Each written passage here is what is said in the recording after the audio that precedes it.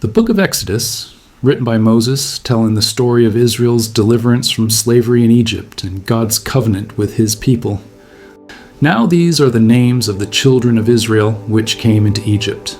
Every man in his household came with Jacob: Reuben, Simeon, Levi, and Judah, Issachar, Zebulun, and Benjamin, Dan, and Naphtali, Gad, and Asher. And all the souls that came out of the loins of Jacob were 70 souls, for Joseph was in Egypt already. And Joseph died, and all his brethren, and all that generation. And the children of Israel were fruitful, and increased abundantly, and multiplied, and waxed, exceeding mighty, and the land was filled with them. Now there arose up a new king over Egypt, which knew not Joseph. And he said unto his people, Behold, the people of the children of Israel are more and mightier than we. Come on, let us deal wisely with them, lest they multiply, and it come to pass, that, when there falleth out any war, they join also unto our enemies, and fight against us, and so get them up out of the land. Therefore they did set over them taskmasters to afflict them with their burdens. And they built for Pharaoh treasure cities, Pithom and Ramses. But the more they afflicted them, the more they multiplied and grew. And they were grieved because of the children of Israel.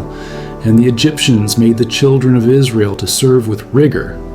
And they made their lives bitter with hard bondage in mortar and in brick, and in all manner of service in the field. All their service wherein they made them serve was with rigor. And the king of Egypt spake to the Hebrew midwives, of which the name of the one was Shiphrah, and the name of the other Puah. And he said, When ye do the office of a midwife to the Hebrew women, and see them upon the stools, if it be a son, then ye shall kill him, but if it be a daughter, then she shall live.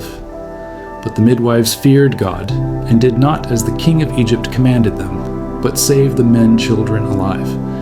And the king of Egypt called for the midwives, and said unto them, Why have ye done this thing, and have saved the men children alive? And the midwives said unto Pharaoh, Because the Hebrew women are not as the Egyptian women, for they are lively, and are delivered ere the midwives come in unto them. Therefore God dealt well with the midwives. And the people multiplied, and waxed very mighty.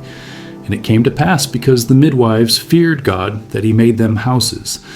And Pharaoh charged all his people, saying, Every son that is born ye shall cast into the river, and every daughter ye shall save alive. And there went a man of the house of Levi, and took to wife a daughter of Levi.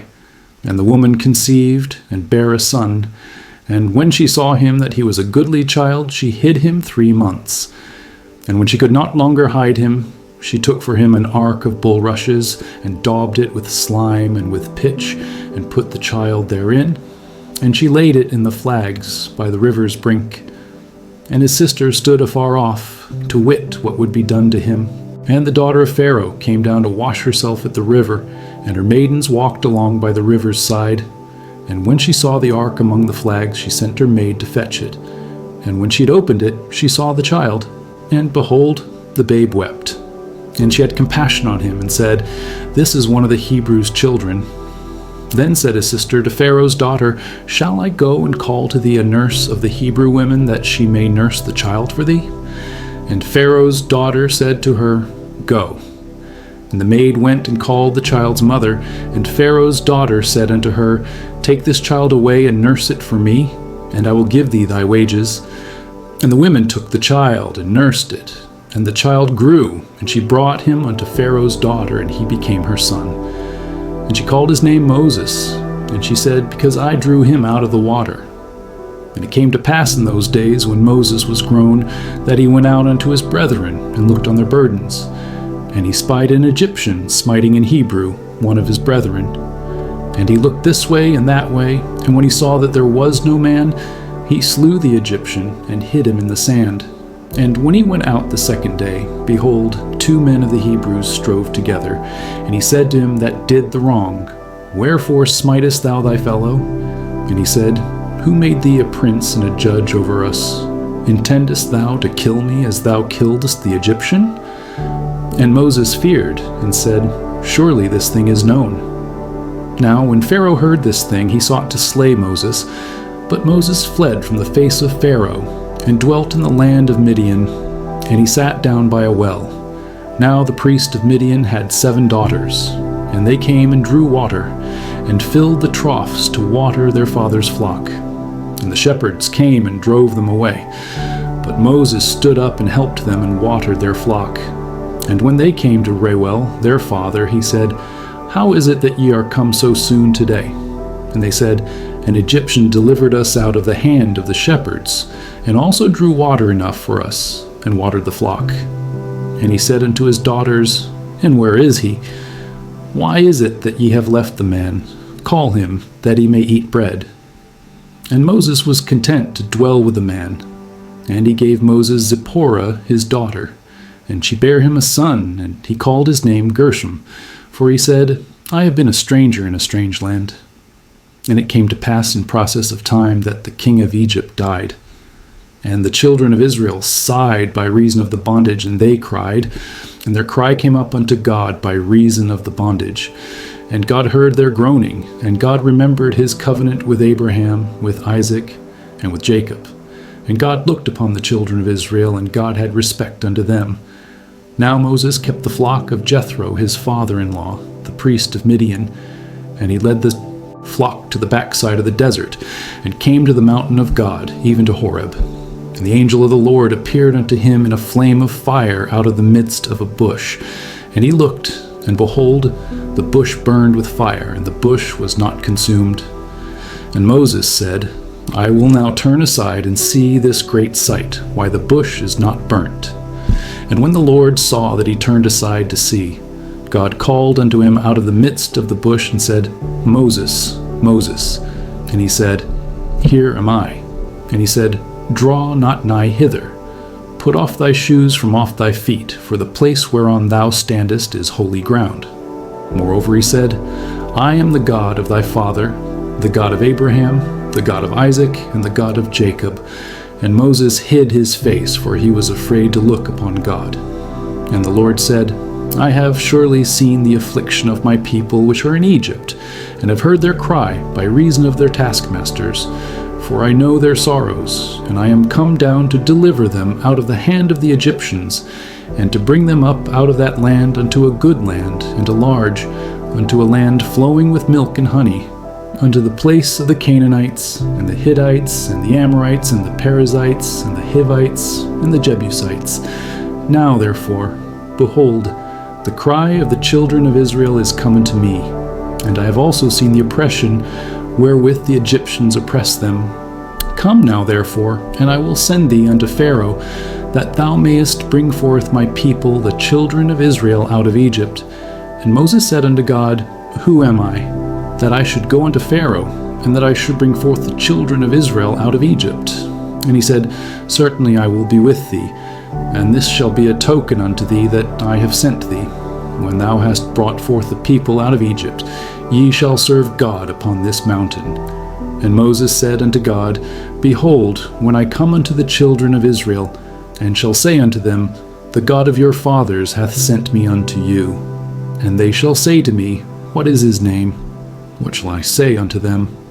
And God said unto Moses, I am that I am. And he said, Thus shalt thou say unto the children of Israel, I am hath sent me unto you. And God said moreover unto Moses, Thus shalt thou say unto the children of Israel, The Lord God of your fathers, the God of Abraham, the God of Isaac, and the God of Jacob hath sent me unto you. This is my name forever, and this is my memorial unto all generations. Go and gather the elders of Israel together, and say unto them, The Lord God of your fathers, the God of Abraham, of Isaac, and of Jacob, appeared unto me, saying, I have surely visited you, and seen that which is done to you in Egypt. And I have said, I will bring you up out of the affliction of Egypt unto the land of the Canaanites, and the Hittites, and the Amorites, and the Perizzites, and the Hivites, and the Jebusites, unto a land flowing with milk and honey. And they shall hearken to thy voice, and thou shalt come, thou and the elders of Israel, unto the king of Egypt, and ye shall say unto him, The Lord God of the Hebrews hath met with us. And now let us go, we beseech thee, 3 days' journey into the wilderness, that we may sacrifice to the Lord our God. And I am sure that the king of Egypt will not let you go, no, not by a mighty hand. And I will stretch out my hand, and smite Egypt with all my wonders which I will do in the midst thereof. And after that he will let you go. And I will give this people favor in the sight of the Egyptians. And it shall come to pass, that when ye go, ye shall not go empty. But every woman shall borrow of her neighbor, and of her that sojourneth in her house, jewels of silver and jewels of gold and raiment, and ye shall put them upon your sons and upon your daughters, and ye shall spoil the Egyptians. And Moses answered and said, But behold, they will not believe me, nor hearken unto my voice.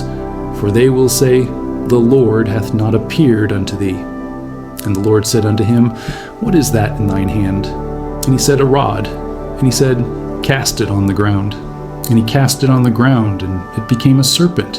And Moses fled from before it. And the Lord said unto Moses, Put forth thine hand, and take it by the tail. And he put forth his hand, and caught it, and it became a rod in his hand, that they may believe that the Lord God of their fathers, the God of Abraham, the God of Isaac, and the God of Jacob, hath appeared unto thee. And the Lord said furthermore unto him, Put now thine hand into thy bosom. And he put his hand into his bosom, and when he took it out, behold, his hand was leprous as snow.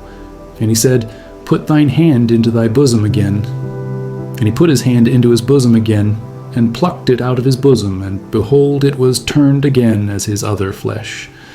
And it shall come to pass, if they will not believe thee, neither hearken to the voice of the first sign, that they will believe the voice of the latter sign. And it shall come to pass, if they will not believe also these 2 signs, neither hearken unto thy voice, that thou shalt take of the water of the river, and pour it upon the dry land.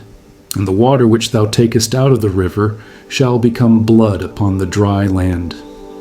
And Moses said unto the Lord, O my Lord, I am not eloquent, neither heretofore, nor since thou hast spoken unto thy servant, but I am slow of speech, and of a slow tongue. And the Lord said unto him, Who hath made man's mouth? Or who maketh the dumb, or deaf, or the seeing, or the blind? Have not I the Lord? Now therefore go, and I will be with thy mouth, and teach thee what thou shalt say. And he said, O my Lord, send, I pray thee, by the hand of him whom thou wilt send. And the anger of the Lord was kindled against Moses, and he said, Is not Aaron the Levite thy brother? I know that he can speak well, and also, behold, he cometh forth to meet thee, and when he seeth thee, he will be glad in his heart. And thou shalt speak unto him, and put words in his mouth. And I will be with thy mouth, and with his mouth, and will teach you what ye shall do. And he shall be thy spokesman unto the people, and he shall be, even he shall be to thee instead of a mouth, and thou shalt be to him instead of God. And thou shalt take this rod in thine hand, wherewith thou shalt do signs. And Moses went and returned to Jethro his father-in-law, and said unto him, Let me go, I pray thee, and return unto my brethren which are in Egypt, and see whether they be yet alive. And Jethro said to Moses, Go in peace. And the Lord said unto Moses in Midian, Go, return into Egypt, for all the men are dead which sought thy life. And Moses took his wife and his sons, and set them upon an ass, and he returned to the land of Egypt. And Moses took the rod of God in his hand. And the Lord said unto Moses, When thou goest to return into Egypt, see that thou do all those wonders before Pharaoh, which I have put in thine hand. But I will harden his heart, that he shall not let the people go. And thou shalt say unto Pharaoh, Thus saith the Lord, Israel is my son, even my firstborn. And I say unto thee, Let my son go, that he may serve me. And if thou refuse to let him go, behold, I will slay thy son, even thy firstborn. And it came to pass by the way in the inn, that the Lord met him and sought to kill him. Then Zipporah took a sharp stone and cut off the foreskin of her son, and cast it at his feet, and said, Surely a bloody husband art thou to me. So he let him go. Then she said, A bloody husband thou art because of the circumcision. And the Lord said to Aaron, Go into the wilderness to meet Moses. And he went and met him in the mount of God and kissed him. And Moses told Aaron all the words of the Lord who had sent him, and all the signs which he had commanded him. And Moses and Aaron went and gathered together all the elders of the children of Israel. And Aaron spake all the words which the Lord had spoken unto Moses, and did the signs in the sight of the people. And the people believed. And when they heard that the Lord had visited the children of Israel, and that he had looked upon their affliction, then they bowed their heads and worshipped. And afterward Moses and Aaron went in and told Pharaoh, Thus saith the Lord God of Israel, Let my people go, that they may hold a feast unto me in the wilderness. And Pharaoh said, Who is the Lord, that I should obey his voice to let Israel go? I know not the Lord, neither will I let Israel go. And they said, The God of the Hebrews hath met with us. Let us go, we pray thee, 3 days' journey into the desert, and sacrifice unto the Lord our God, lest he fall upon us with pestilence or with the sword. And the king of Egypt said unto them, Wherefore do ye, Moses and Aaron, let the people from their works? Get you unto your burdens. And Pharaoh said, Behold, the people of the land now are many, and ye make them rest from their burdens. And Pharaoh commanded the same day the taskmasters of the people and their officers, saying, Ye shall no more give the people straw to make brick, as heretofore. Let them go and gather straw for themselves. And the tale of the bricks, which they did make heretofore, ye shall lay upon them. Ye shall not diminish aught thereof, for they be idle. Therefore they cry, saying, Let us go and sacrifice to our God. Let their more work be laid upon the men, that they may labor therein. And let them not regard vain words. And the taskmasters of the people went out, and their officers, and they spake to the people, saying, Thus saith Pharaoh, I will not give you straw. Go ye, get you straw where ye can find it, yet not aught of your work shall be diminished. So the people were scattered abroad throughout all the land of Egypt to gather stubble instead of straw. And the taskmasters hasted them, saying, Fulfill your works, your daily tasks, as when there was straw. And the officers of the children of Israel, which Pharaoh's taskmasters had set over them, were beaten and demanded, Wherefore have ye not fulfilled your task in making brick both yesterday and today as heretofore? Then the officers of the children of Israel came and cried unto Pharaoh, saying, Wherefore dealest thou thus with thy servants? There is no straw given unto thy servants. And they say to us, Make brick. And behold, thy servants are beaten, but the fault is in thine own people. But he said, Ye are idle, ye are idle. Therefore ye say, Let us go and do sacrifice to the Lord. Go therefore now, and work, for there shall no straw be given you, yet shall ye deliver the tale of bricks. And the officers of the children of Israel did see that they were in evil case, after it was said, Ye shall not minish aught from your bricks of your daily task. And they met Moses and Aaron, who stood in the way, as they came forth from Pharaoh. And they said unto them, The Lord look upon you and judge, because ye have made our Saviour to be abhorred in the eyes of Pharaoh, and in the eyes of his servants, to put a sword in their hand to slay us. And Moses returned unto the Lord and said, Lord, wherefore hast thou so evil entreated this people? Why is it that thou hast sent me? For since I came to Pharaoh to speak in thy name, he hath done evil to this people, neither hast thou delivered thy people at all. Then the Lord said unto Moses, Now shalt thou see what I will do to Pharaoh, for with a strong hand shall he let them go, and with a strong hand shall he drive them out of his land.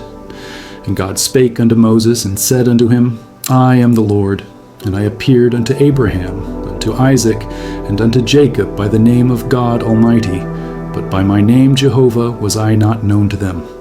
And I have also established my covenant with them, to give them the land of Canaan, the land of their pilgrimage, wherein they were strangers. And I have also heard the groaning of the children of Israel, whom the Egyptians keep in bondage, and I have remembered my covenant. Wherefore say unto the children of Israel, I am the Lord, and I will bring you out from under the burdens of the Egyptians, and I will rid you out of their bondage, and I will redeem you with a stretched out arm and with great judgments. And I will take you to me for a people, and I will be to you a God. And ye shall know that I am the Lord your God, which bringeth you out from under the burdens of the Egyptians. And I will bring you in unto the land, concerning the which I did swear to give it to Abraham, to Isaac, and to Jacob, and I will give it you for an heritage. I am the Lord. And Moses spake so unto the children of Israel, but they hearkened not unto Moses for anguish of spirit and for cruel bondage. And the Lord spake unto Moses, saying, Go in, speak unto Pharaoh king of Egypt, that he let the children of Israel go out of his land. And Moses spake before the Lord, saying, Behold, the children of Israel have not hearkened unto me. How then shall Pharaoh hear me, who am of uncircumcised lips? And the Lord spake unto Moses and unto Aaron, and gave them a charge unto the children of Israel, and unto Pharaoh king of Egypt, to bring the children of Israel out of the land of Egypt. These be the heads of their fathers' houses, the sons of Reuben, the firstborn of Israel, Hanok, and Palu, Hezron, and Carmi. These be the families of Reuben. And the sons of Simeon, Jemuel, and Jamin, and Ohad, and Jachin, and Zohar, and Shaul, the son of a Canaanitish woman. These are the families of Simeon. And these are the names of the sons of Levi according to their generations, Gershon, and Kohath, and Merari. And the years of the life of Levi were 137 years. The sons of Gershon, Libni, and Shimi, according to their families. And the sons of Kohath, Amram, and Izhar, and Hebron, and Uzziel. And the years of the life of Kohath were 133 years. And the sons of Merari, Mahali, and Mushi. These are the families of Levi according to their generations. And Amram took him Jochebed, his father's sister, to wife. And she bare him Aaron and Moses, and the years of the life of Amram were 137 years. And the sons of Izhar, Korah, and Nepheg, and Zikri. And the sons of Uzziel, Mishael, and Elzaphan, and Zethri. And Aaron took him Elisheba, daughter of Amminadab, sister of Nahshon, to wife. And she bare him Nadab, and Abihu, Eleazar, and Ithamar. And the sons of Korah, Asir, and Elkanah, and Abiasaph. These are the families of the Kerhites. And Eleazar, Aaron's son, took him one of the daughters of Putiel to wife. And she bare him Phinehas. These are the heads of the fathers of the Levites according to their families. These are that Aaron and Moses, to whom the Lord said, Bring out the children of Israel from the land of Egypt according to their armies. These are they which spake to Pharaoh king of Egypt, to bring out the children of Israel from Egypt. These are that Moses and Aaron. And it came to pass on the day when the Lord spake unto Moses in the land of Egypt, that the Lord spake unto Moses, saying, I am the Lord. Speak thou unto Pharaoh king of Egypt all that I say unto thee. And Moses said before the Lord, Behold, I am of uncircumcised lips, and how shall Pharaoh hearken unto me? And the Lord said unto Moses, See, I have made thee a god to Pharaoh, and Aaron thy brother shall be thy prophet. Thou shalt speak all that I command thee, and Aaron thy brother shall speak unto Pharaoh, that he send the children of Israel out of his land. And I will harden Pharaoh's heart, and multiply my signs and my wonders in the land of Egypt. But Pharaoh shall not hearken unto you, that I may lay my hand upon Egypt, and bring forth mine armies, and my people the children of Israel, out of the land of Egypt by great judgments. And the Egyptians shall know that I am the Lord, when I stretch forth mine hand upon Egypt, and bring out the children of Israel from among them. And Moses and Aaron did as the Lord commanded them, so did they. And Moses was 80 years old, and Aaron 83 years old, when they spake unto Pharaoh. And the Lord spake unto Moses and unto Aaron, saying, When Pharaoh shall speak unto you, saying, Show a miracle for you, then thou shalt say unto Aaron, Take thy rod, and cast it before Pharaoh, and it shall become a serpent. And Moses and Aaron went in unto Pharaoh, and they did so as the Lord had commanded. And Aaron cast down his rod before Pharaoh, and before his servants, and it became a serpent. Then Pharaoh also called the wise men and the sorcerers, Now the magicians of Egypt, they also did in like manner with their enchantments. For they cast down every man his rod, and they became serpents. But Aaron's rod swallowed up their rods. And he hardened Pharaoh's heart, that he hearkened not unto them, as the Lord had said. And the Lord said unto Moses, Pharaoh's heart is hardened, he refuseth to let the people go. Get thee unto Pharaoh in the morning. Lo, he goeth out unto the water, and thou shalt stand by the river's brink against he come. And the rod which was turned to a serpent shalt thou take in thine hand. And thou shalt say unto him, The Lord God of the Hebrews hath sent me unto thee, saying, Let my people go, that they may serve me in the wilderness. And behold, hitherto thou wouldest not hear. Thus saith the Lord, In this thou shalt know that I am the Lord. Behold, I will smite with the rod that is in mine hand upon the waters which are in the river, and they shall be turned to blood. And the fish that is in the river shall die, and the river shall stink. And the Egyptians shall love to drink of the water of the river.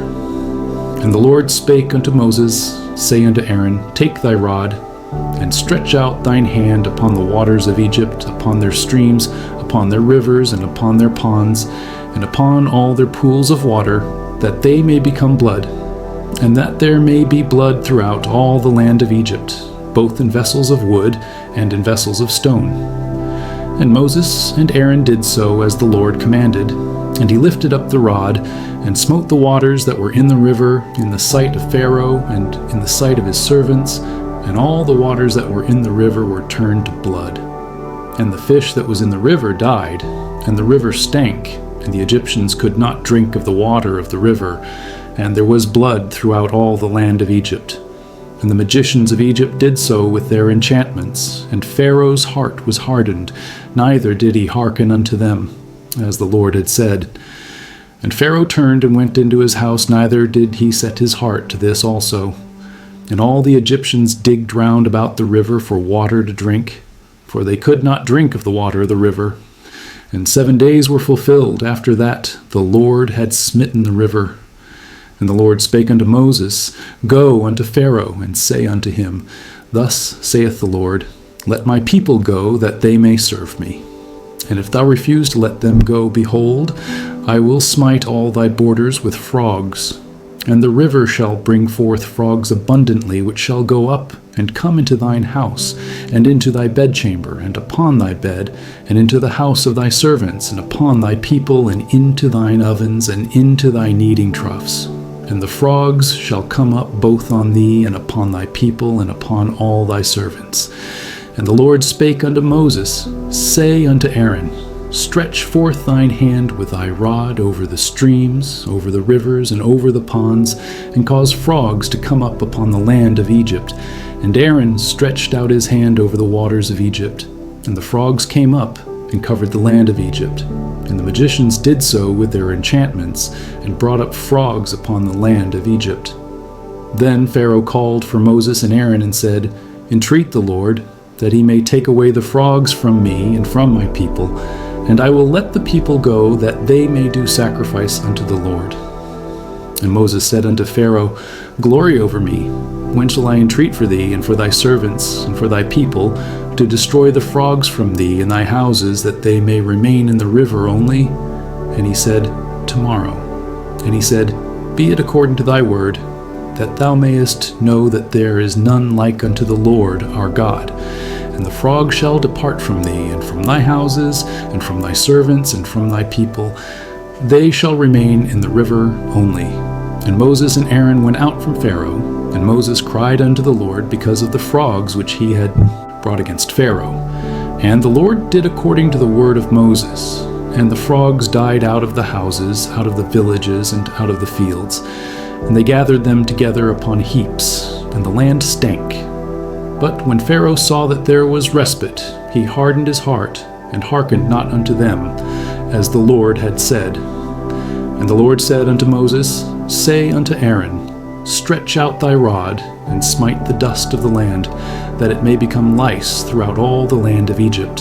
And they did so, for Aaron stretched out his hand with his rod, and smote the dust of the earth, and it became lice in man, and in beast. All the dust of the land became lice throughout all the land of Egypt. And the magicians did so with their enchantments to bring forth lice, but they could not. So there were lice upon man and upon beast. Then the magicians said unto Pharaoh, This is the finger of God. And Pharaoh's heart was hardened, and he hearkened not unto them, as the Lord had said. And the Lord said unto Moses, Rise up early in the morning, and stand before Pharaoh. Lo, he cometh forth to the water, and say unto him, Thus saith the Lord, Let my people go, that they may serve me. Else, if thou wilt not let my people go, behold, I will send swarms of flies upon thee, and upon thy servants, and upon thy people, and into thy houses, and the houses of the Egyptians shall be full of swarms of flies, and also the ground whereon they are. And I will sever in that day the land of Goshen, in which my people dwell, that no swarms of flies shall be there, to the end thou mayest know that I am the Lord in the midst of the earth. And I will put a division between my people and thy people.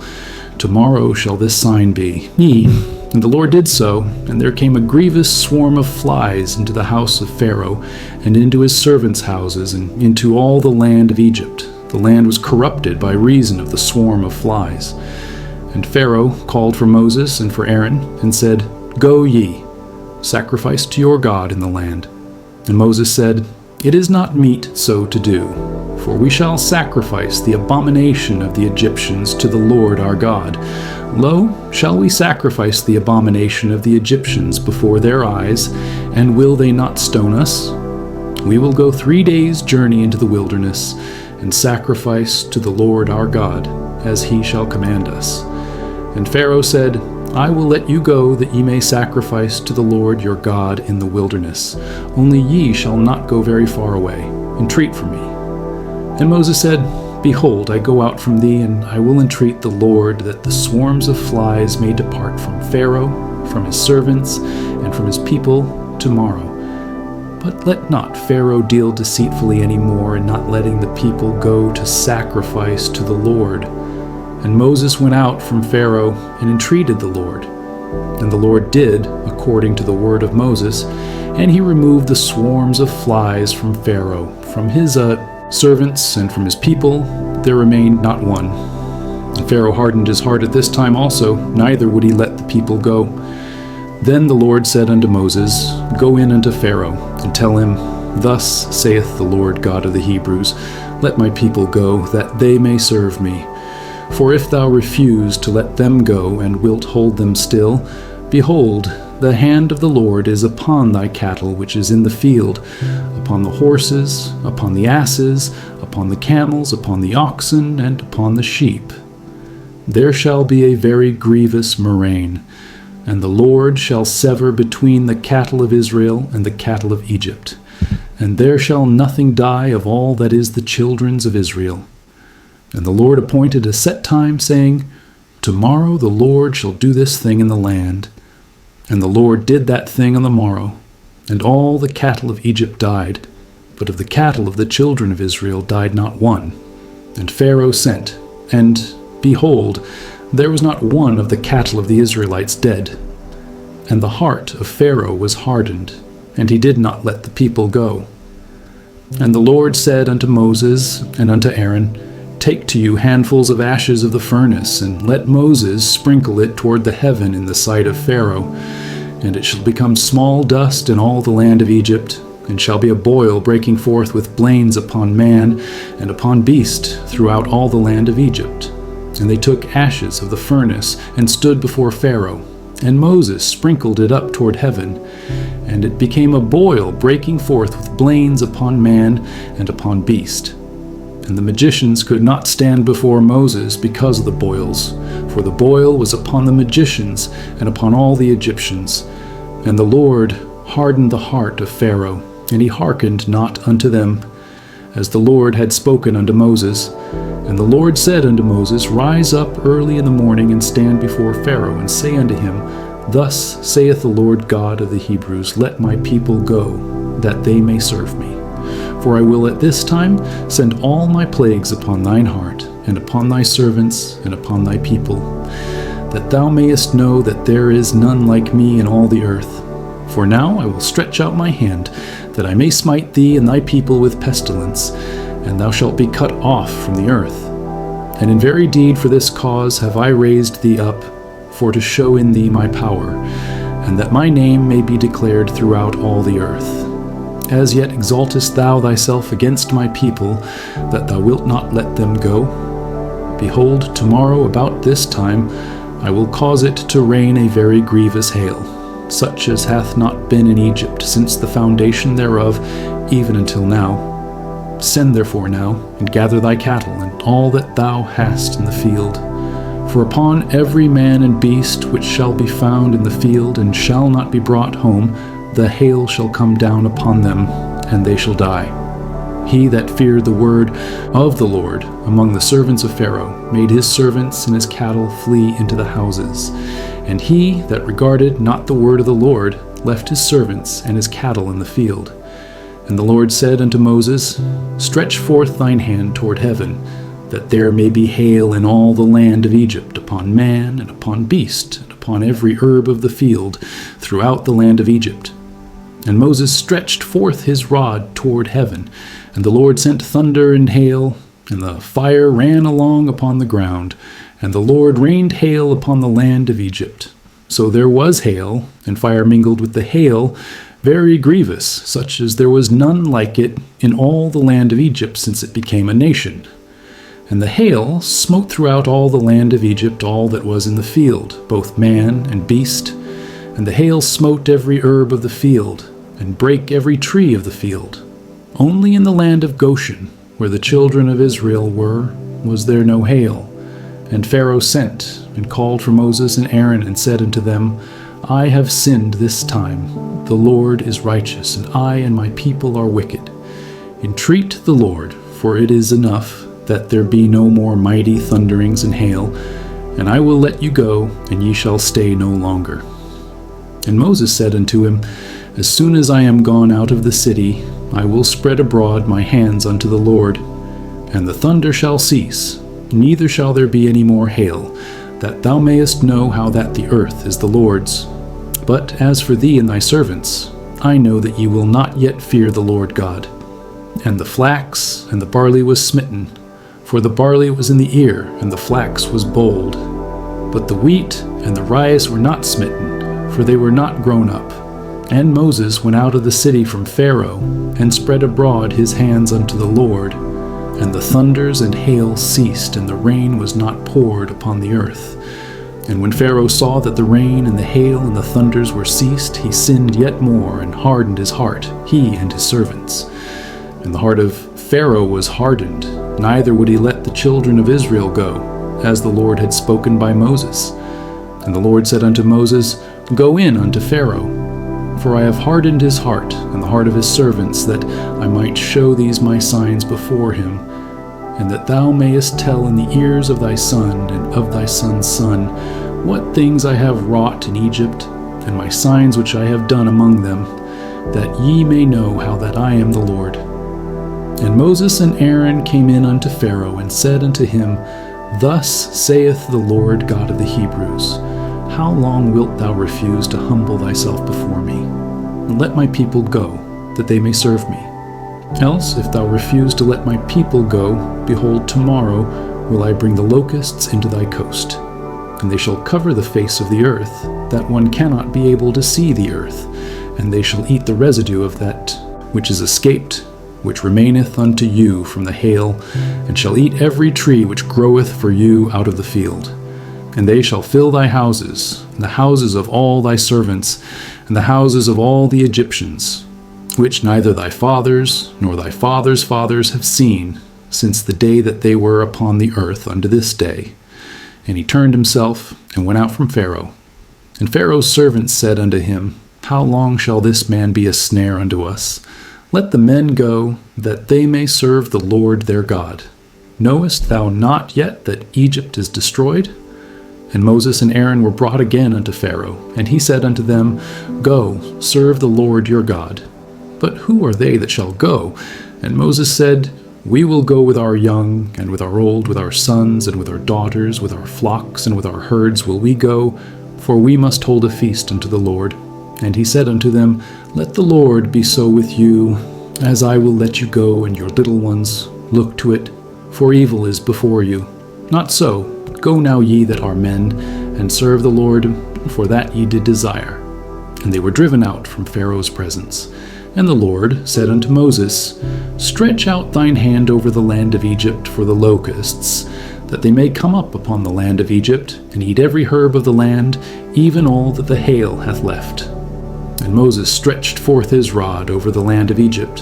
And the Lord brought an east wind upon the land all the day and all that night. And when it was morning, the east wind brought the locusts, and the locust went up over all the land of Egypt, and rested in all the coasts of Egypt. Very grievous were they. Before them there were no such locusts as they, neither after them shall be such. For they covered the face of the whole earth, so that the land was darkened. And they did eat every herb of the land, and all the fruit of the trees which the hail had left. And there remained not any green thing in the trees, or in the herbs of the field, through all the land of Egypt. Then Pharaoh called for Moses and Aaron in haste, and he said, I have sinned against the Lord your God, and against you. Now therefore forgive, I pray thee, my sin only this once, and entreat the Lord your God, that he may take away from me this death only. And he went out from Pharaoh, and entreated the Lord. And the Lord turned a mighty strong west wind, which took away the locusts, and cast them into the Red Sea. There remained not one locust in all the coasts of Egypt. But the Lord hardened Pharaoh's heart, so that he would not let the children of Israel go. And the Lord said unto Moses, Stretch out thine hand toward heaven, that there may be darkness over the land of Egypt, even darkness which may be felt. And Moses stretched forth his hand toward heaven, and there was a thick darkness in all the land of Egypt 3 days. They saw not one another, neither rose any from his place for 3 days. But all the children of Israel had light in their dwellings. And Pharaoh called unto Moses and said, Go ye, serve the Lord. Only let your flocks and your herds be stayed. Let your little ones also go with you. And Moses said, Thou must give us also sacrifices and burnt offerings, that we may sacrifice unto the Lord our God. Our cattle also shall go with us. There shall not an hoof be left behind, for thereof must we take to serve the Lord our God. And we know not with what we must serve the Lord, until we come thither. But the Lord hardened Pharaoh's heart, and he would not let them go. And Pharaoh said unto him, Get thee from me. Take heed to thyself, see my face no more. For in that day thou seest my face, thou shalt die. And Moses said, Thou hast spoken well, I will see thy face again no more. And the Lord said unto Moses, Yet will I bring one plague more upon Pharaoh and upon Egypt. Afterwards he will let you go hence. When he shall let you go, he shall surely thrust you out hence altogether. Speak now in the ears of the people, and let every man borrow of his neighbor, and every woman of her neighbor, jewels of silver and jewels of gold. And the Lord gave the people favor in the sight of the Egyptians. Moreover, the man Moses was very great in the land of Egypt, in the sight of Pharaoh's servants, and in the sight of the people. And Moses said, Thus saith the Lord, About midnight will I go out into the midst of Egypt, and all the firstborn in the land of Egypt shall die, from the firstborn of Pharaoh that sitteth upon his throne, even unto the firstborn of the maidservant that is behind the mill, and all the firstborn of beasts. And there shall be a great cry throughout all the land of Egypt, such as there was none like it, nor shall be like it any more. But against any of the children of Israel shall not a dog move his tongue against man or beast, that ye may know how that the Lord doth put a difference between the Egyptians and Israel. And all these thy servants shall come down unto me, and bow down themselves unto me, saying, Get thee out, and all the people that follow thee, and after that I will go out. And he went out from Pharaoh in a great anger. And the Lord said unto Moses, Pharaoh shall not hearken unto you, that my wonders may be multiplied in the land of Egypt. And Moses and Aaron did all these wonders before Pharaoh, and the Lord hardened Pharaoh's heart, so that he would not let the children of Israel go out of his land. And the Lord spake unto Moses and Aaron in the land of Egypt, saying, This month shall be unto you the beginning of months. it shall be the first month of the year to you. Speak ye unto all the congregation of Israel, saying, In the 10th day of this month they shall take to them every man a lamb, according to the house of their fathers, a lamb for an house. And if the household be too little for the lamb, let him and his neighbor next unto his house take it, according to the number of the souls. Every man according to his eating shall make your count for the lamb. Your lamb shall be without blemish, a male of the first year. Ye shall take it out from the sheep, or from the goats, and ye shall keep it up until the 14th day of the same month. And the whole assembly of the congregation of Israel shall kill it in the evening. And they shall take of the blood, and strike it on the 2 side posts, and on the upper door post of the houses, wherein they shall eat it. And they shall eat the flesh in that night, roast with fire and unleavened bread, and with bitter herbs they shall eat it. Eat not of it raw, nor sodden at all with water, but roast with fire, his head with his legs, and with the purtenance thereof. And ye shall let nothing of it remain until the morning. And that which remaineth of it until the morning ye shall burn with fire. And thus shall ye eat it, with your loins girded, your shoes on your feet, and your staff in your hand, and ye shall eat it in haste. It is the Lord's Passover, for I will pass through the land of Egypt this night, and will smite all the firstborn in the land of Egypt, both man and beast. And against all the gods of Egypt I will execute judgment. I am the Lord. And the blood shall be to you for a token upon the houses where ye are. And when I see the blood, I will pass over you. And the plague shall not be upon you to destroy you, when I smite the land of Egypt. And this day shall be unto you for a memorial, and ye shall keep it a feast to the Lord throughout your generations. Ye shall keep it a feast by an ordinance forever. 7 days shall ye eat unleavened bread. Even the first day ye shall put away leaven out of your houses. For whosoever eateth leavened bread from the first day until the 7th day, that soul shall be cut off from Israel. And in the first day there shall be an holy convocation, and in the 7th day there shall be an holy convocation to you. No manner of work shall be done in them, save that which every man must eat, that only may be done of you. And ye shall observe the feast of unleavened bread. For in this selfsame day have I brought your armies out of the land of Egypt. Therefore shall ye observe this day in your generations by an ordinance forever. In the first month, on the 14th day of the month at even, ye shall eat unleavened bread, until the 21st day of the month at even. 7 days shall there be no leaven found in your houses. For whosoever eateth that which is leavened, even that soul shall be cut off from the congregation of Israel, whether he be a stranger or born in the land. Ye shall eat nothing leavened.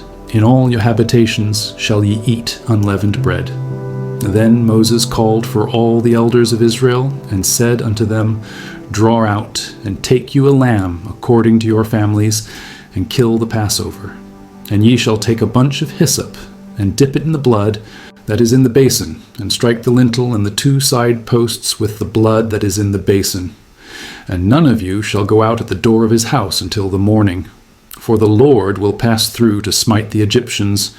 And when he seeth the blood upon the lintel and on the 2 side posts, the Lord will pass over the door, and will not suffer the destroyer to come in unto your houses to smite you. And ye shall observe this thing for an ordinance to thee and to thy sons forever.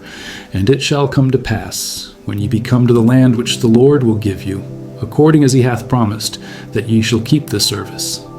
And it shall come to pass, when your children shall say unto you, What mean ye by this service?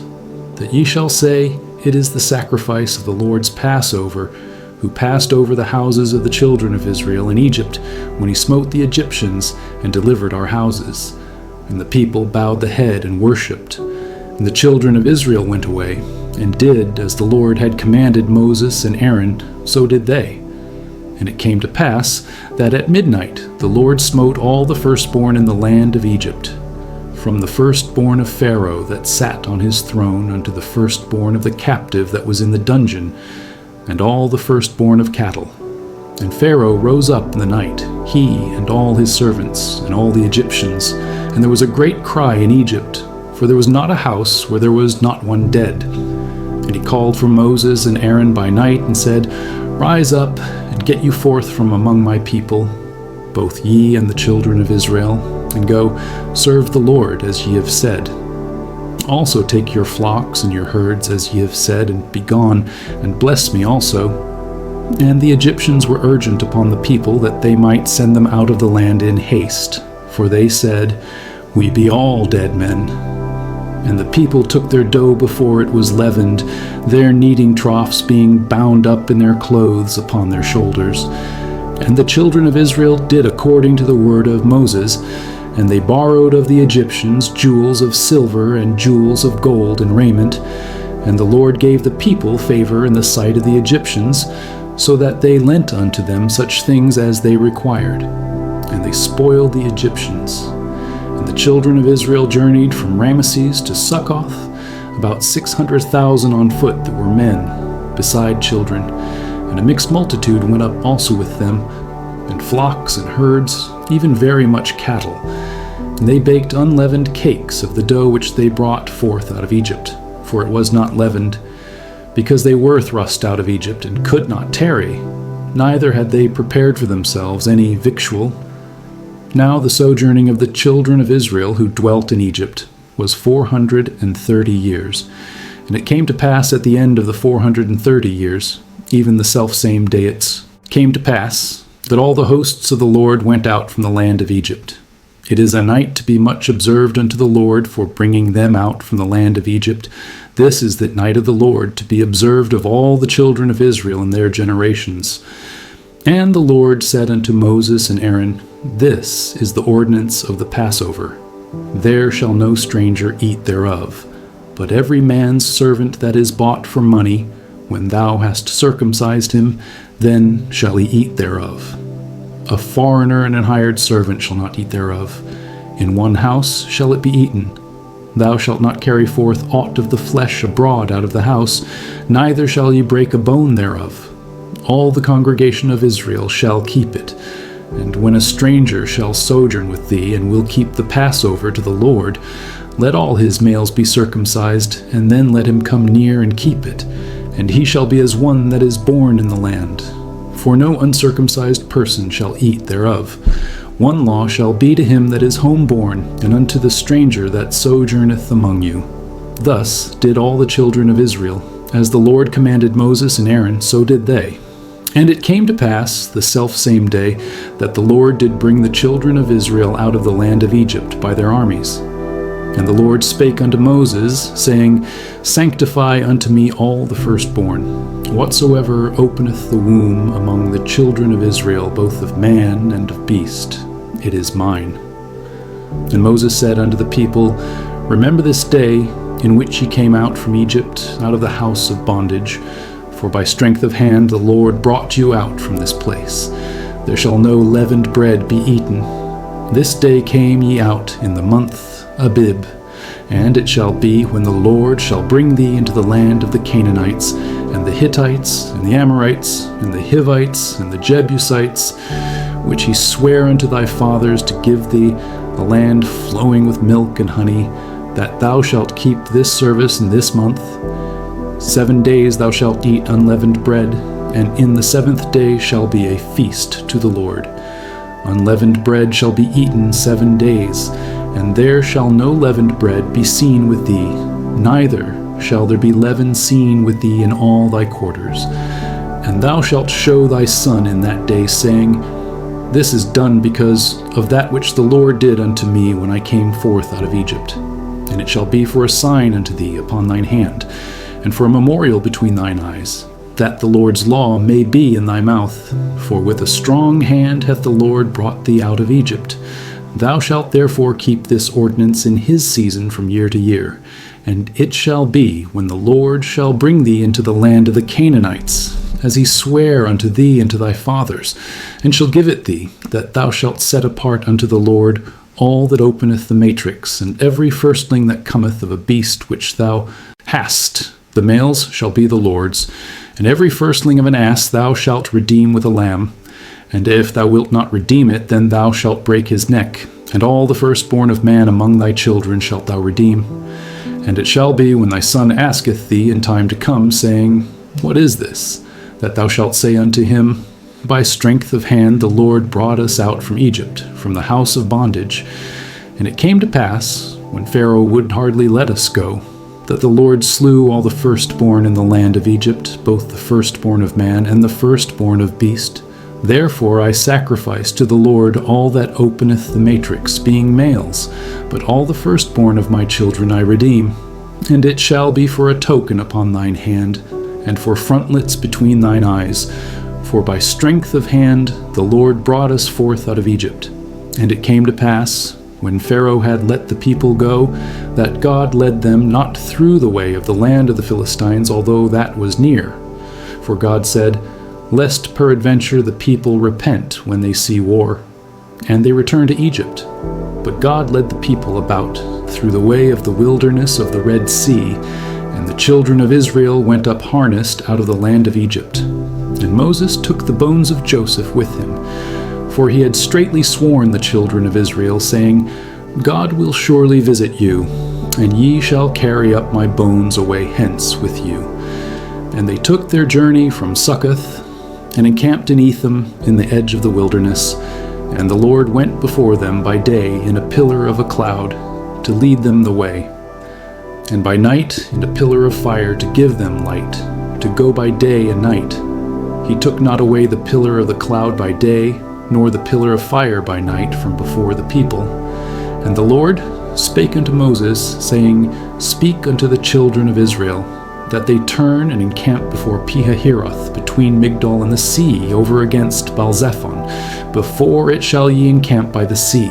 For Pharaoh will say of the children of Israel, They are entangled in the land, the wilderness hath shut them in. And I will harden Pharaoh's heart, that he shall follow after them.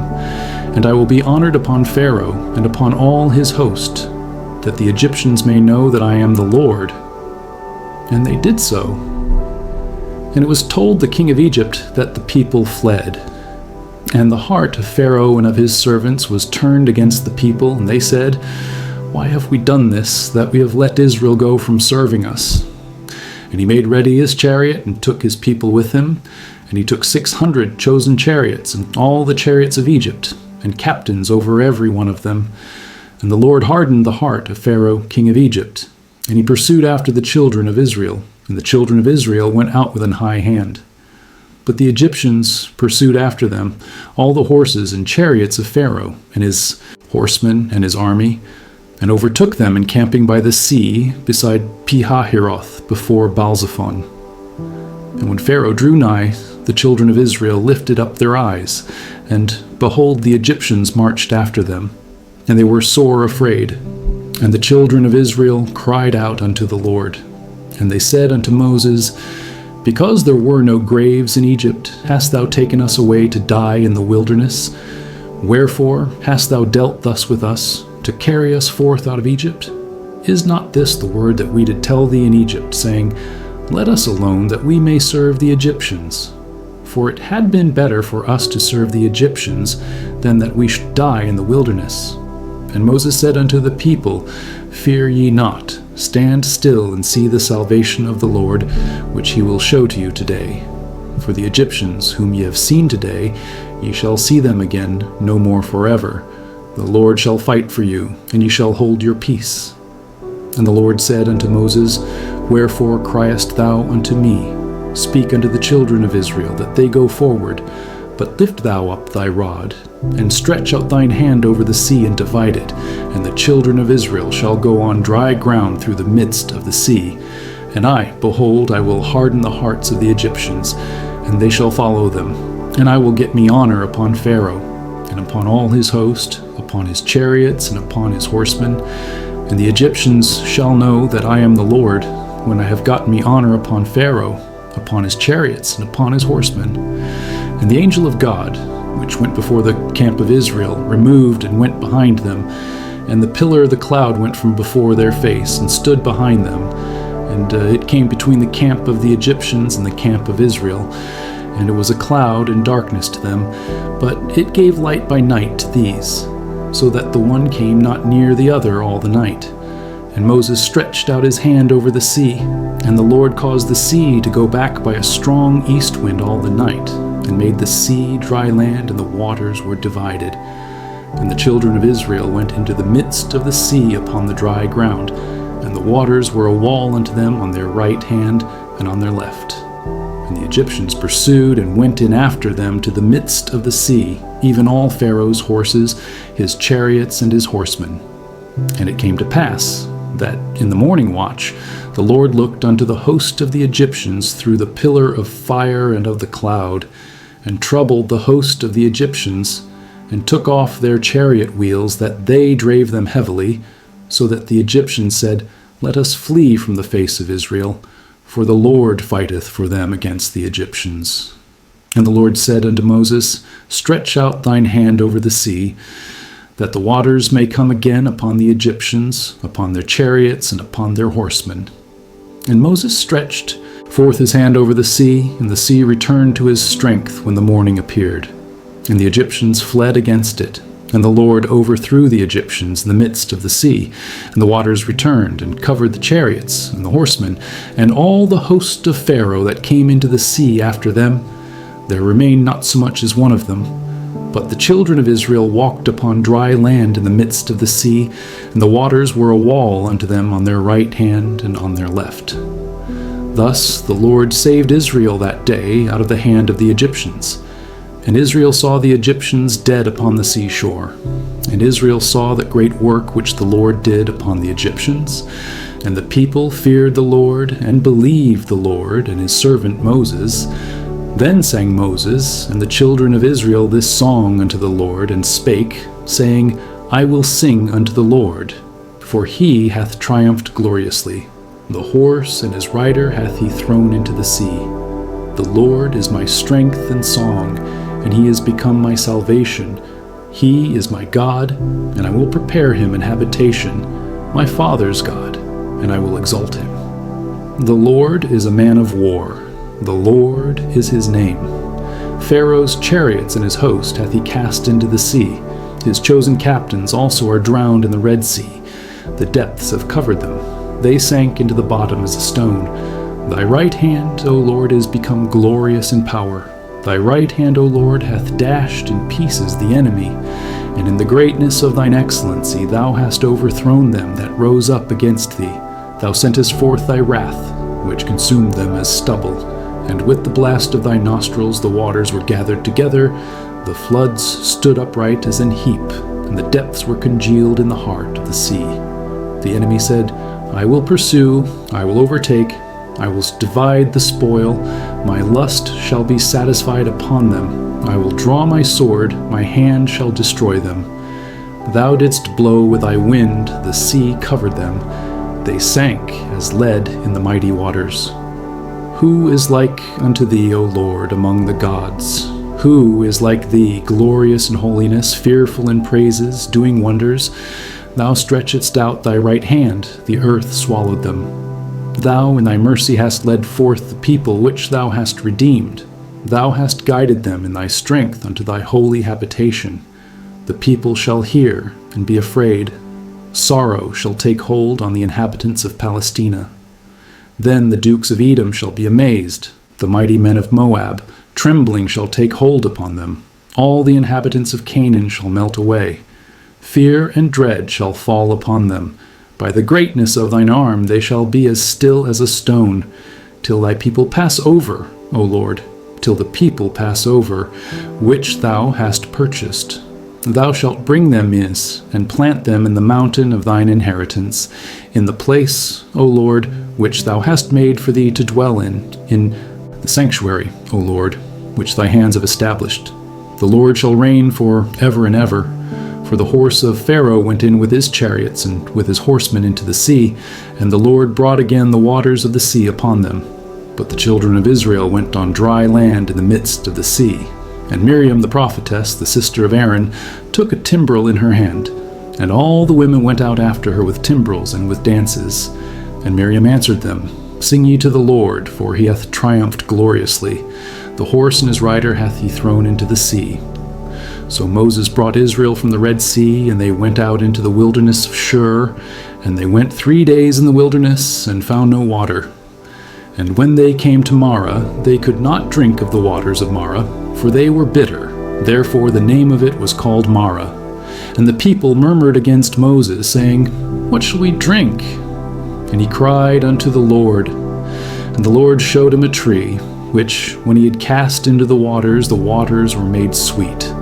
There he made for them a statute and an ordinance, and there he proved them, and said, If thou wilt diligently hearken to the voice of the Lord thy God, and wilt do that which is right in his sight, and wilt give ear to his commandments, and keep all his statutes, I will put none of these diseases upon thee, which I have brought upon the Egyptians. For I am the Lord that healeth thee. And they came to Elim, where were 12 wells of water, and 70 palm trees. And they encamped there by the waters. And they took their journey from Elim. And all the congregation of the children of Israel came unto the wilderness of Sin, which is between Elim and Sinai, on the 15th day of the 2nd month after their departing out of the land of Egypt. And the whole congregation of the children of Israel murmured against Moses and Aaron in the wilderness.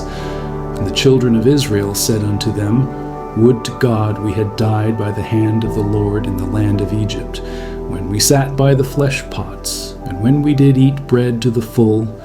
For ye have brought us forth into this wilderness to kill this whole assembly with hunger.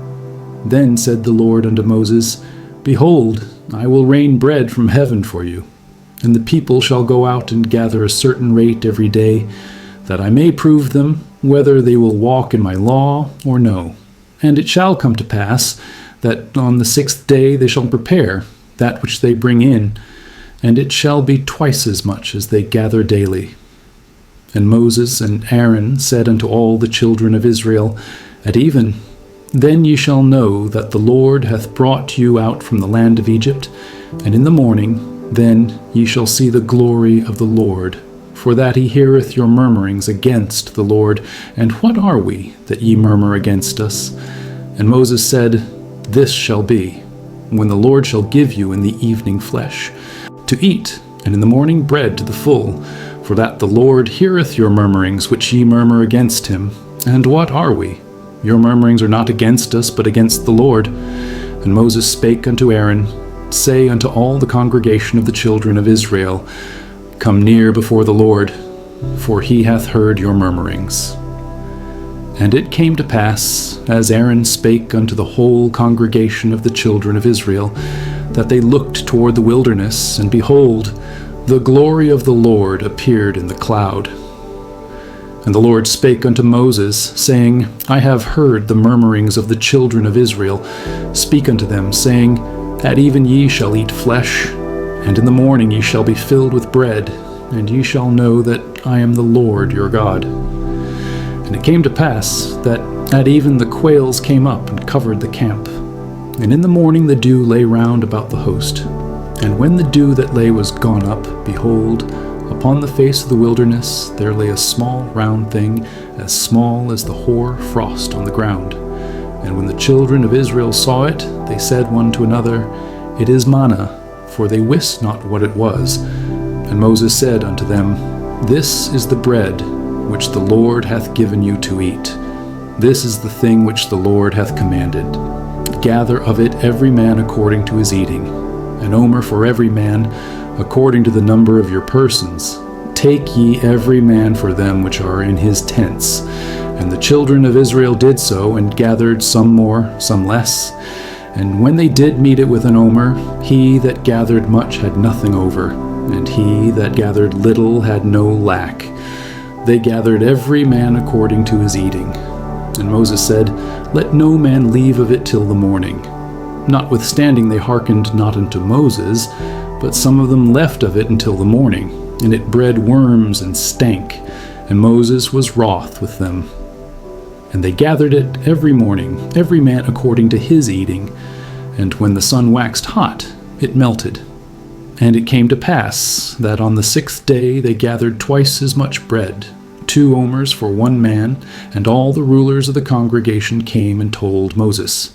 And he said unto them, This is that which the Lord hath said, Tomorrow is the rest of the holy Sabbath unto the Lord. Bake that which ye will bake today, and seethe that ye will seethe, and that which remaineth over lay up for you to be kept until the morning. And they laid it up till the morning, as Moses bade, and it did not stink, neither was there any worm therein. And Moses said, Eat that today, for today is a Sabbath unto the Lord. Today ye shall not find it in the field. 6 days ye shall gather it, but on the 7th day, which is the Sabbath, in it there shall be none. And it came to pass that there went out some of the people on the 7th day for to gather, and they found none. And the Lord said unto Moses, How long refuse ye to keep my commandments and my laws? See, for that the Lord hath given you the Sabbath, therefore he giveth you on the 6th day the bread of 2 days. Abide ye every man in his place. Let no man go out of his place on the 7th day. So the people rested on the 7th day, and the house of Israel called the name thereof Manna, and it was like coriander seed, white, and the taste of it was like wafers made with honey. And Moses said, This is the thing which the Lord commandeth. Fill an omer of it to be kept for your generations, that they may see the bread wherewith I have fed you in the wilderness, when I brought you forth from the land of Egypt. And Moses said unto Aaron, Take a pot, and put an omer full of manna therein, and lay it up before the Lord, to be kept for your generations. As the Lord commanded Moses, so Aaron laid it up before the testimony to be kept. And the children of Israel did eat manna 40 years, until they came to a land inhabited. They did eat manna until they came unto the borders of the land of Canaan. Now an omer is the 10th part of an ephah. And all the congregation of the children of Israel journeyed from the wilderness of Sin after their journeys, according to the commandment of the Lord, and pitched in Rephidim. And there was no water for the people to drink. Wherefore the people did chide with Moses, and said, Give us water that we may drink. And Moses said unto them, Why chide ye with me? Wherefore do ye tempt the Lord? And the people thirsted there for water. And the people murmured against Moses, and said, Wherefore is this that thou hast brought us up out of Egypt? To kill us and our children and our cattle with thirst? And Moses cried unto the Lord, saying, What shall I do unto this people? They be almost ready to stone me. And the Lord said unto Moses, Go on before the people, and take with thee of the elders of Israel, and thy rod, wherewith thou smotest the river, take in thine hand, and go. Behold, I will stand before thee there upon the rock in Horeb, and thou shalt smite the rock, and there shall come water out of it, that the people may drink. And Moses did so in the sight of the elders of Israel.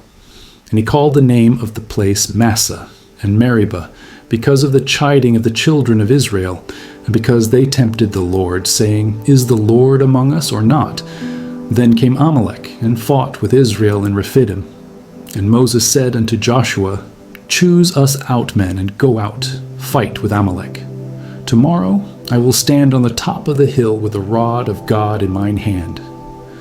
So Joshua did as Moses had said to him, and fought with Amalek. And Moses, Aaron, and Hur went up to the top of the hill. And it came to pass, when Moses held up his hand, that Israel prevailed. And when he let down his hand, Amalek prevailed. But Moses' hands were heavy, and they took a stone and put it under him, and he sat thereon. And Aaron and Hur stayed up his hands, the one on the one side, and the other on the other side. And his hands were steady until the going down of the sun. And Joshua discomfited Amalek and his people with the edge of the sword. And the Lord said unto Moses, Write this for a memorial in a book, and rehearse it in the ears of Joshua. For I will utterly put out the remembrance of Amalek from under heaven. And Moses built an altar, and called the name of it Jehovah Nissi. For he said, Because the Lord hath sworn that the Lord will have war with Amalek from generation to generation. When Jethro, the priest of Midian, Moses' father-in-law, heard of all that God had done for Moses and for Israel his people, and that the Lord had brought Israel out of Egypt, then Jethro, Moses' father-in-law, took Zipporah, Moses' wife, after he'd sent her back, and her 2 sons, of which the name of the one was Gershom, for he said, I have been an alien in a strange land. And the name of the other was Eliezer, For the God of my father, said he, was mine help, and delivered me from the sword of Pharaoh. And Jethro, Moses' father-in-law, came with his sons and his wife unto Moses into the wilderness, where he encamped at the mount of God. And he said unto Moses, I thy father-in-law, Jethro, am come unto thee, and thy wife and her 2 sons with her. And Moses went out to meet his father-in-law, did obeisance, and kissed him. And they asked each other of their welfare, and they came into the tent. And Moses told his father-in-law all that the Lord had done unto Pharaoh and to the Egyptians for Israel's sake, and all the travail that had come upon them by the way, and how the Lord delivered them. And Jethro rejoiced for all the goodness which the Lord had done to Israel, whom he had delivered out of the hand of the Egyptians. And Jethro said, Blessed be the Lord, who hath delivered you out of the hand of the Egyptians, and out of the hand of Pharaoh, who hath delivered the people from under the hand of the Egyptians. Now I know that the Lord is greater than all gods, for in the thing wherein they dealt proudly he was above them. And Jethro, Moses' father-in-law, took a burnt offering and sacrifices for God. And Aaron came, and all the elders of Israel, to eat bread with Moses' father-in-law before God. And it came to pass on the morrow that Moses sat to judge the people. And the people stood by Moses from the morning unto the evening. And when Moses' father-in-law saw all that he did to the people, he said, What is this thing that thou doest to the people? Why sittest thou thyself alone, and all the people stand by thee from morning unto even? And Moses said unto his father-in-law, Because the people come unto me to inquire of God. When they have a matter, they come unto me, and I judge between one and another. And I do make them know the statutes of God, and his laws. And Moses' father-in-law said unto him, The thing that thou doest is not good. Thou wilt surely wear away, both thou and this people that is with thee, for this thing is too heavy for thee. Thou art not able to perform it thyself alone. Hearken now unto my voice. I will give thee counsel, and God shall be with thee. Be thou for the people to God ward, that thou mayest bring the causes unto God. And thou shalt teach them ordinances and laws, and shalt show them the way wherein they must walk, and the work that they must do. Moreover, thou shalt provide out of all the people able men, such as fear God, men of truth, hating covetousness, and place such over them, to be rulers of thousands and rulers of hundreds, rulers of 50s and rulers of 10s, and let them judge the people at all seasons. And it shall be, that every great matter they shall bring unto thee, but every small matter they shall judge. So shall it be easier for thyself, and they shall bear the burden with thee. If thou shalt do this thing, and God command thee so, then thou shalt be able to endure, and all this people shall also go to their place in peace. So Moses hearkened to the voice of his father-in-law, and did all that he had said. And Moses chose able men out of all Israel, and made them heads over the people, rulers of thousands, rulers of hundreds, rulers of 50s, and rulers of 10s. And they judged the people at all seasons. The hard causes they brought unto Moses, but every small matter they judged themselves. And Moses let his father-in-law depart, and he went his way into his own land. In the 3rd month, when the children of Israel were gone forth out of the land of Egypt, the same day came they into the wilderness of Sinai. For they were departed from Rephidim, and were come to the desert of Sinai, and had pitched in the wilderness, and there Israel camped before the mount. And Moses went up unto God, and the Lord called unto him out of the mountain, saying, Thus shalt thou say to the house of Jacob, and tell the children of Israel, Ye have seen what I did unto the Egyptians, and how I bare you on eagle's wings, and brought you unto myself. Now therefore, if ye will obey my voice indeed, and keep my covenant, then ye shall be a peculiar treasure unto me above all people, for all the earth is mine. And ye shall be unto me a kingdom of priests, and an holy nation. These are the words which thou shalt speak unto the children of Israel. And Moses came and called for the elders of the people, and laid before their faces all these words which the Lord commanded him. And all the people answered together and said, All that the Lord hath spoken we will do. And Moses returned the words of the people unto the Lord. And the Lord said unto Moses, Lo, I come unto thee in a thick cloud, that the people may hear when I speak with thee, and believe thee forever. And Moses told the words of the people unto the Lord. And the Lord said unto Moses, Go unto the people, and sanctify them today and tomorrow, and let them wash their clothes, and be ready against the third day. For the third day the Lord will come down in the sight of all the people upon Mount Sinai. And thou shalt set bounds unto the people round about, saying, Take heed to yourselves, that ye go not up into the mount, or touch the border of it. Whosoever toucheth the mount shall be surely put to death. There shall not an hand touch it, but he shall surely be stoned or shot through. Whether it be beast or man, it shall not live. When the trumpet soundeth long, they shall come up to the mount. And Moses went down from the mount unto the people, and sanctified the people, and they washed their clothes. And he said unto the people, Be ready against the third day, come not at your wives. And it came to pass on the third day in the morning, that there were thunders and lightnings and a thick cloud upon the mount, and the voice of the trumpet exceeding loud, so that all the people that was in the camp trembled. And Moses brought forth the people out of the camp to meet with God, and they stood at the nether part of the mount. And Mount Sinai was altogether on a smoke, because the Lord descended upon it in fire, and the smoke thereof ascended as the smoke of a furnace, and the whole mount quaked greatly. And when the voice of the trumpet sounded long and waxed louder and louder, Moses spake, and God answered him by a voice. And the Lord came down upon Mount Sinai, on the top of the mount. And the Lord called Moses up to the top of the mount. And Moses went up. And the Lord said unto Moses, Go down, charge the people, lest they break through unto the Lord to gaze, and many of them perish.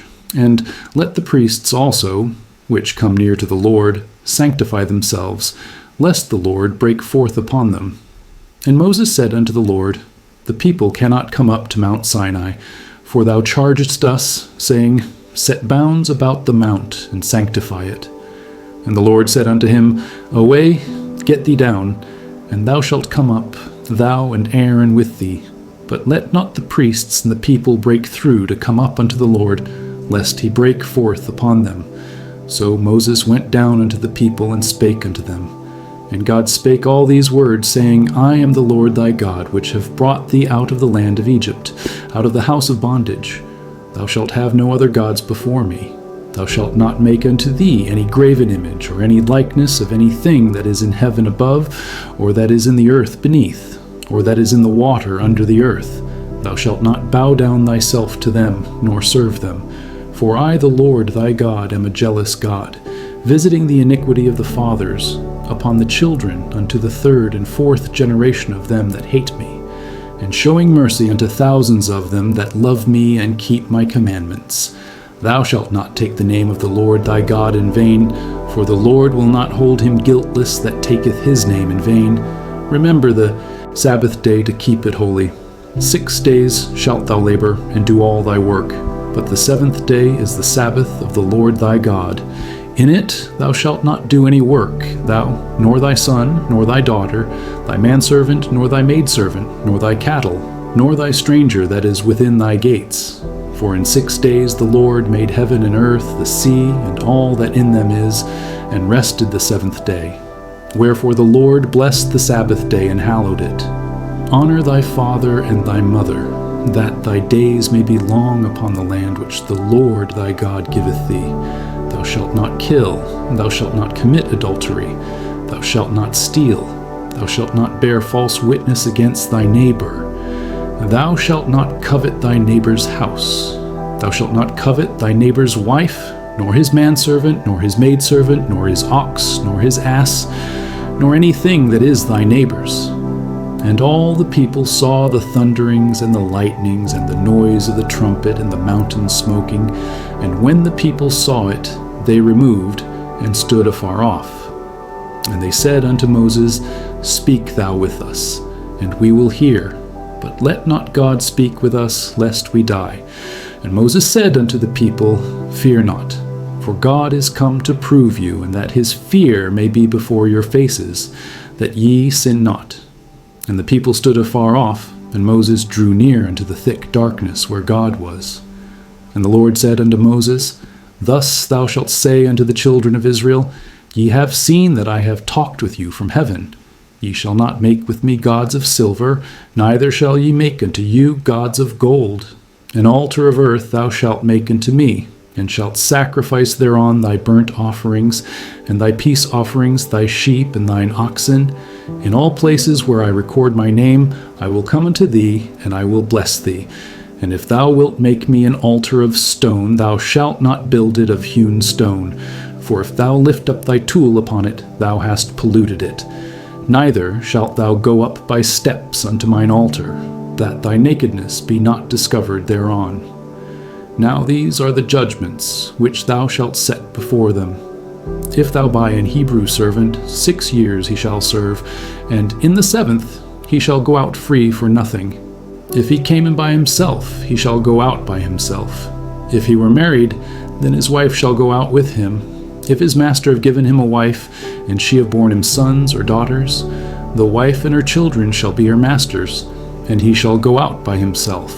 And if the servant shall plainly say, I love my master, my wife, and my children, I will not go out free, then his master shall bring him unto the judges. He shall also bring him to the door, or unto the doorpost, and his master shall bore his ear through with an awl, and he shall serve him forever. And if a man sell his daughter to be a maidservant, she shall not go out as the men servants do. If she please not her master, who hath betrothed her to himself, then shall he let her be redeemed. To sell her unto a strange nation he shall have no power, seeing he hath dealt deceitfully with her. And if he have betrothed her unto his son, he shall deal with her after the manner of daughters. If he take him another wife, her food, her raiment, and her duty of marriage shall he not diminish. And if he do not these 3 unto her, then shall she go out free without money. He that smiteth a man, so that he die, shall be surely put to death. And if a man lie not in wait, but God deliver him into his hand, then I will appoint thee a place whither he shall flee.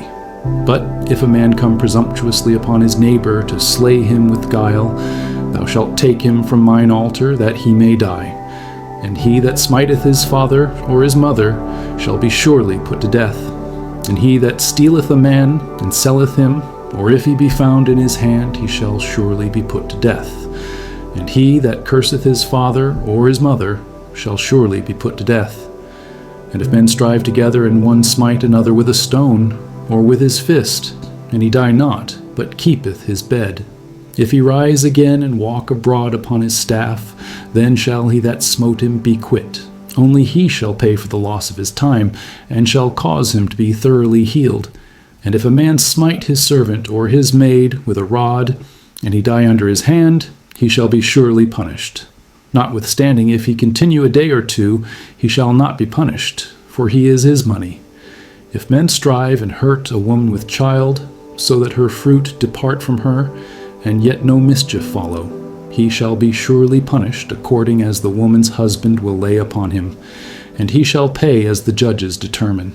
And if any mischief follow, then thou shalt give life for life, eye for eye, tooth for tooth, hand for hand, foot for foot, burning for burning, wound for wound, stripe for stripe. And if a man smite the eye of his servant, or the eye of his maid, that it perish, he shall let him go free for his eye's sake. And if he smite out his manservant's tooth, or his maidservant's tooth, he shall let him go free for his tooth's sake. If an ox gore a man or a woman, that they die, then the ox shall be surely stoned, and his flesh shall not be eaten, but the owner of the ox shall be quit. But if the ox were wont to push with his horn in time past, and it hath been testified to his owner, and he hath not kept him in, but that he hath killed a man or a woman, the ox shall be stoned, and his owner also shall be put to death. If there be laid on him a sum of money, then he shall give for the ransom of his life whatsoever is laid upon him. Whether he have gored a son, or have gored a daughter, according to this judgment shall it be done unto him. If the ox shall push a manservant or a maidservant, he shall give unto their master 30 shekels of silver, and the ox shall be stoned. And if a man shall open a pit, or if a man shall dig a pit and not cover it, and an ox or an ass fall therein, the owner of the pit shall make it good, and give money unto the owner of them, and the dead beast shall be his. And if one man's ox hurt another's, that he die. Then they shall sell the live ox, and divide the money of it, and the dead ox also they shall divide. Or if it be known that the ox hath used to push in time past, and his owner hath not kept him in, he shall surely pay ox for ox, and the dead shall be his own. If a man shall steal an ox or a sheep, and kill it or sell it, he shall restore 5 oxen for an ox, and 4 sheep for a sheep. If a thief be found breaking up, and be smitten that he die, there shall no blood be shed for him. If the sun be risen upon him, there shall be blood shed for him. For he should make full restitution. If he have nothing, then he shall be sold for his theft. If the theft be certainly found in his hand alive, whether it be ox or ass or sheep, he shall restore double. If a man shall cause a field or vineyard to be eaten, and shall put in his beast, and shall feed in another man's field, of the best of his own field and of the best of his own vineyard shall he make restitution. If fire break out and catch in thorns, so that the stacks of corn or the standing corn or the field be consumed therewith, he that kindled the fire shall surely make restitution. If a man shall deliver unto his neighbor money or stuff to keep, and it be stolen out of the man's house, if the thief be found, let him pay double. If the thief be not found, then the master of the house shall be brought unto the judges to see whether he have put his hand unto his neighbor's goods.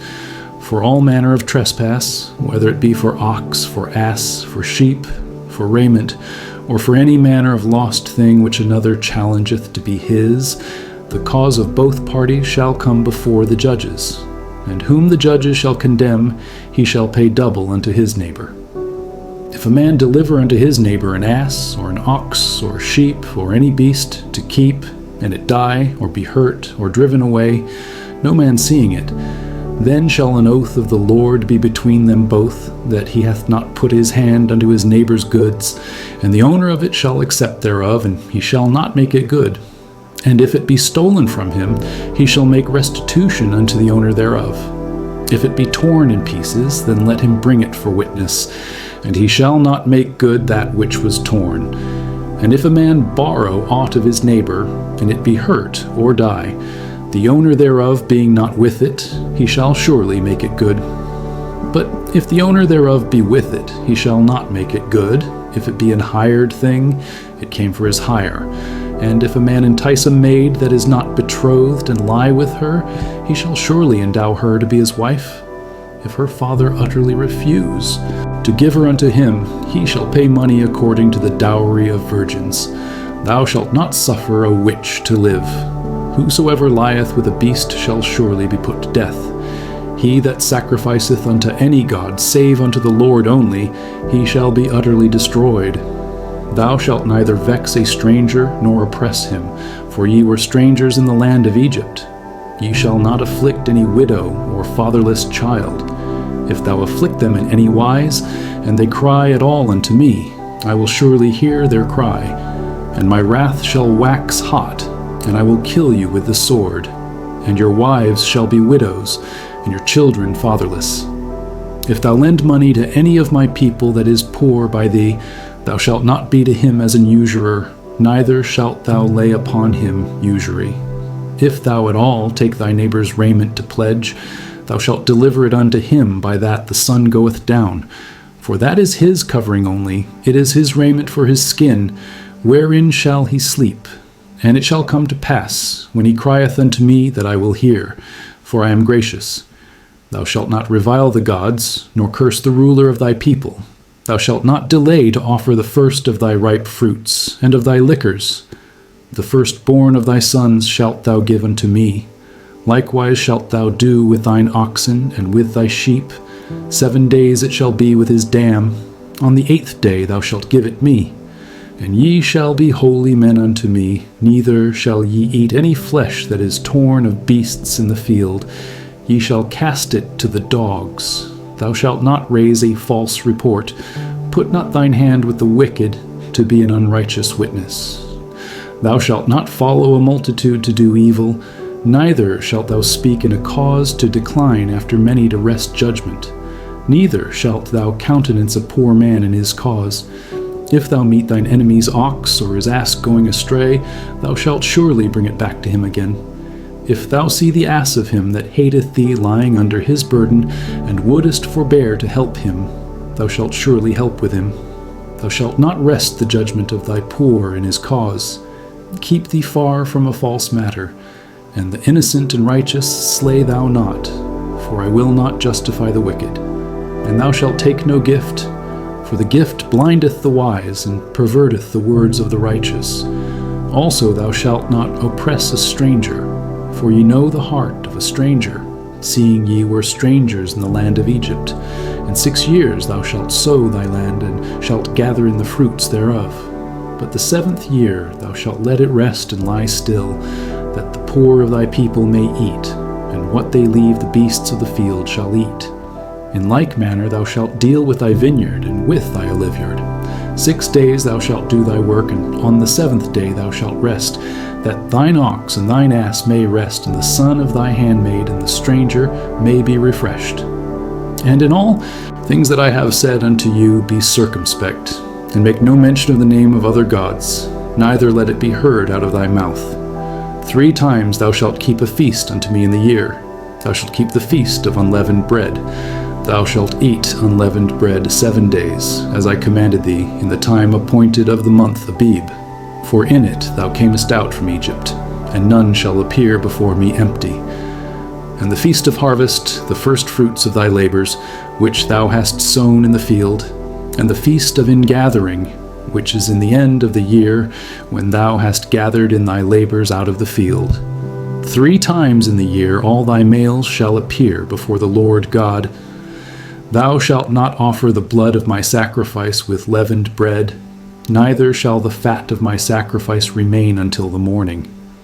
The first of the first fruits of thy land thou shalt bring into the house of the Lord thy God.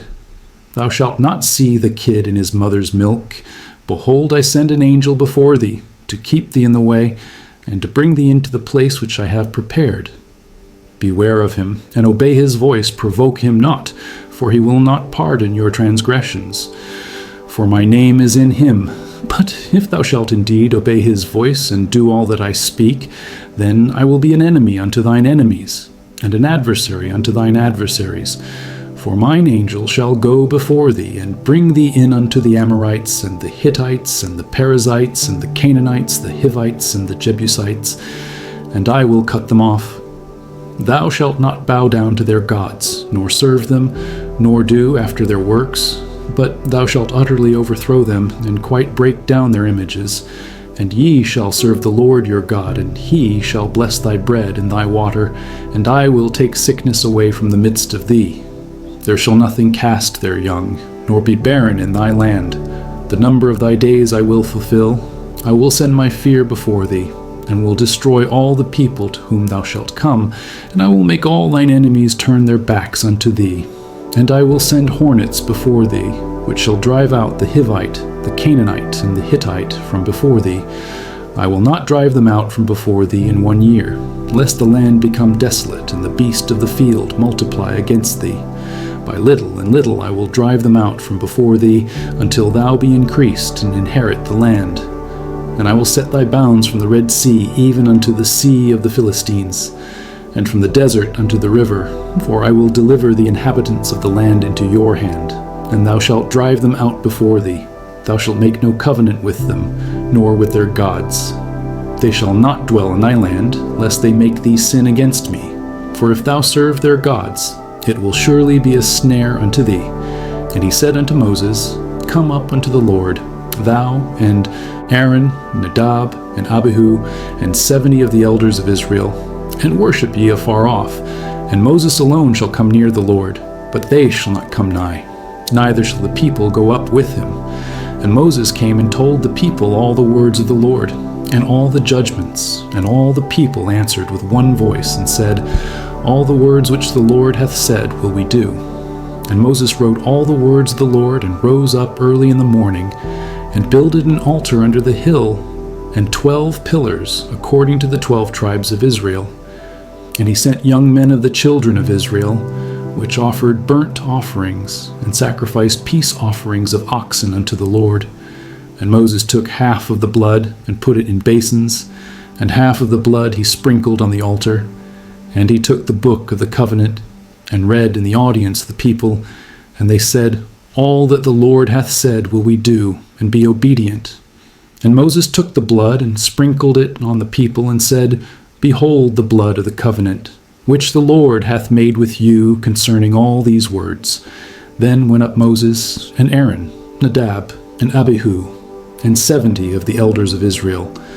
And they saw the God of Israel. And there was under his feet, as it were, a paved work of a sapphire stone, and as it were the body of heaven in his clearness. And upon the nobles, the children of Israel, he laid not his hand. Also they saw God, and did eat and drink. And the Lord said unto Moses, Come up to me into the mount, and be there. And I will give thee tables of stone, and a law, and commandments which I have written, that thou mayest teach them. And Moses rose up, and his minister Joshua, and Moses went up into the mount of God. And he said unto the elders, Tarry ye here for us, until we come again unto you. And behold, Aaron and Hur are with you. If any man have any matters to do, let him come unto them. And Moses went up into the mount, and a cloud covered the mount. And the glory of the Lord abode upon Mount Sinai, and the cloud covered it 6 days. And the 7th day he called unto Moses out of the midst of the cloud. And the sight of the glory of the Lord was like devouring fire on the top of the mount, in the eyes of the children of Israel.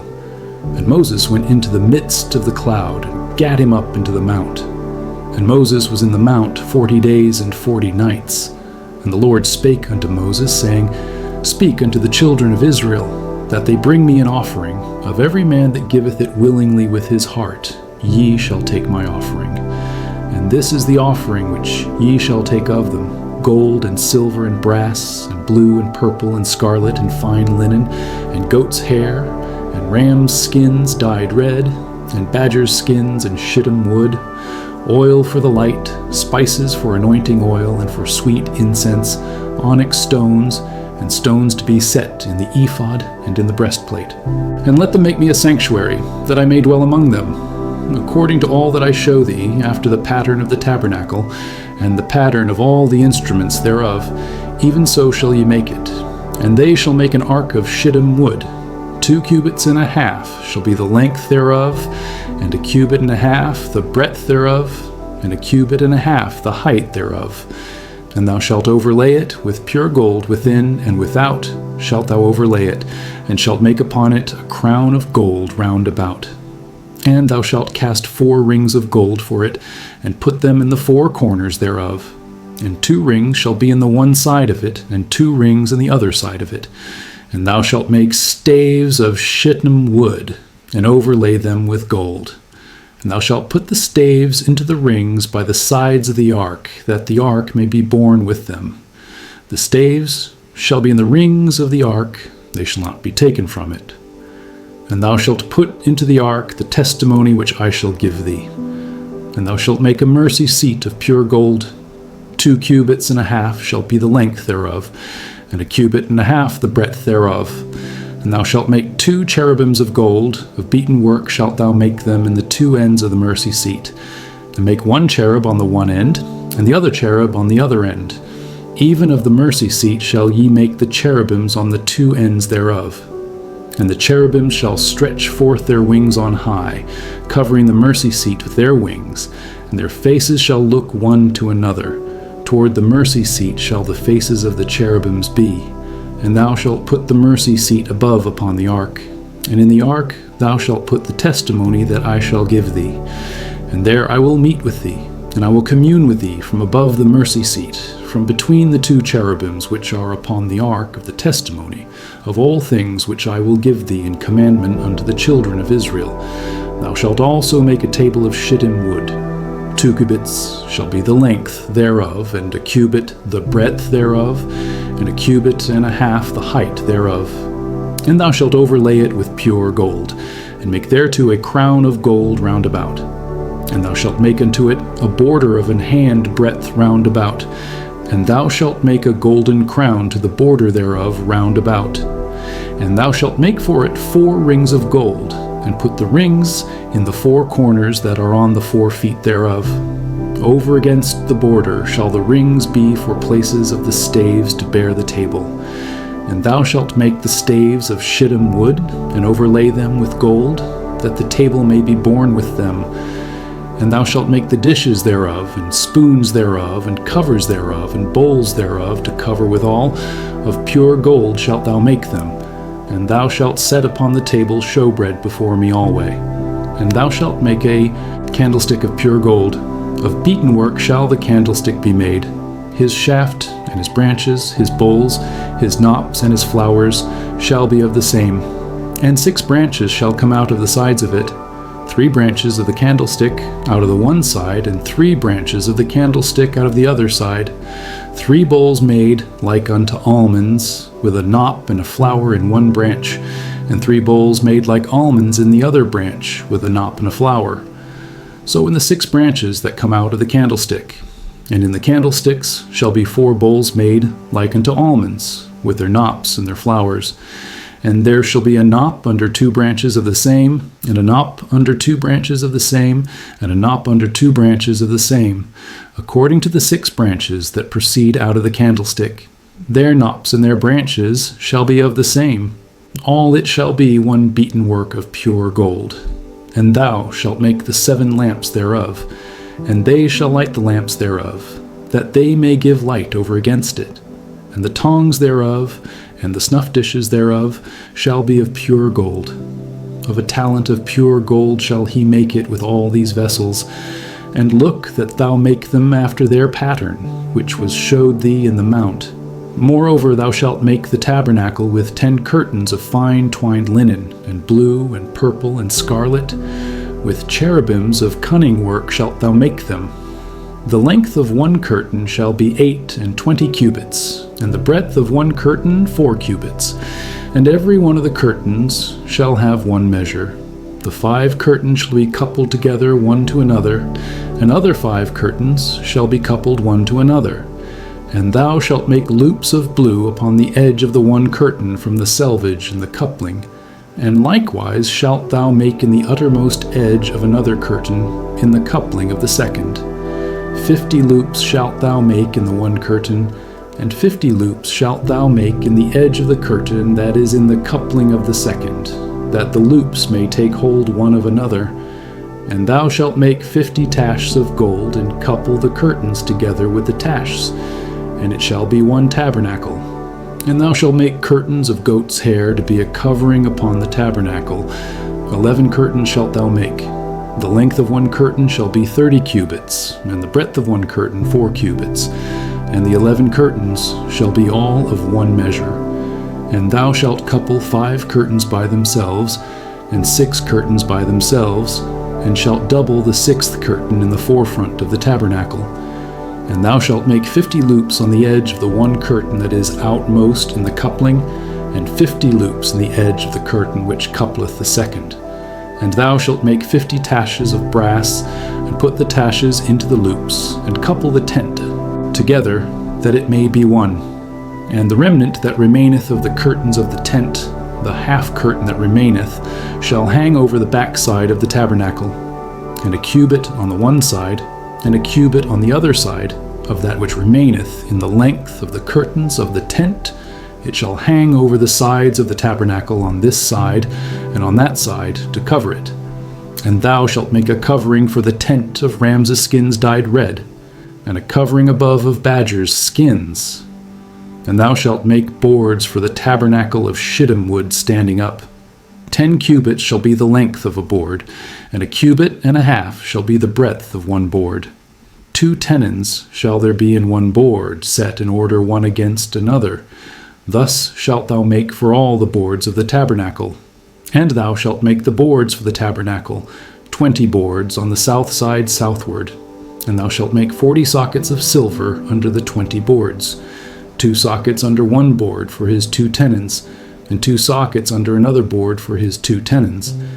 And for the second side of the tabernacle, on the north side there shall be 20 boards, and their 40 sockets of silver, 2 sockets under one board, and 2 sockets under another board. And for the sides of the tabernacle westward, thou shalt make 6 boards.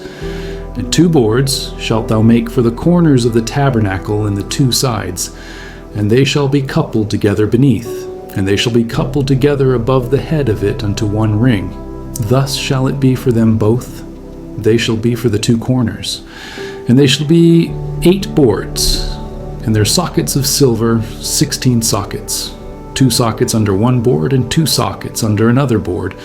And thou shalt make bars of shittim wood, 5 for the boards of the one side of the tabernacle, and 5 bars for the boards of the other side of the tabernacle, and 5 bars for the boards of the side of the tabernacle, for the 2 sides westward. And the middle bar in the midst of the boards shall reach from end to end. And thou shalt overlay the boards with gold, and make their rings of gold for places for the bars.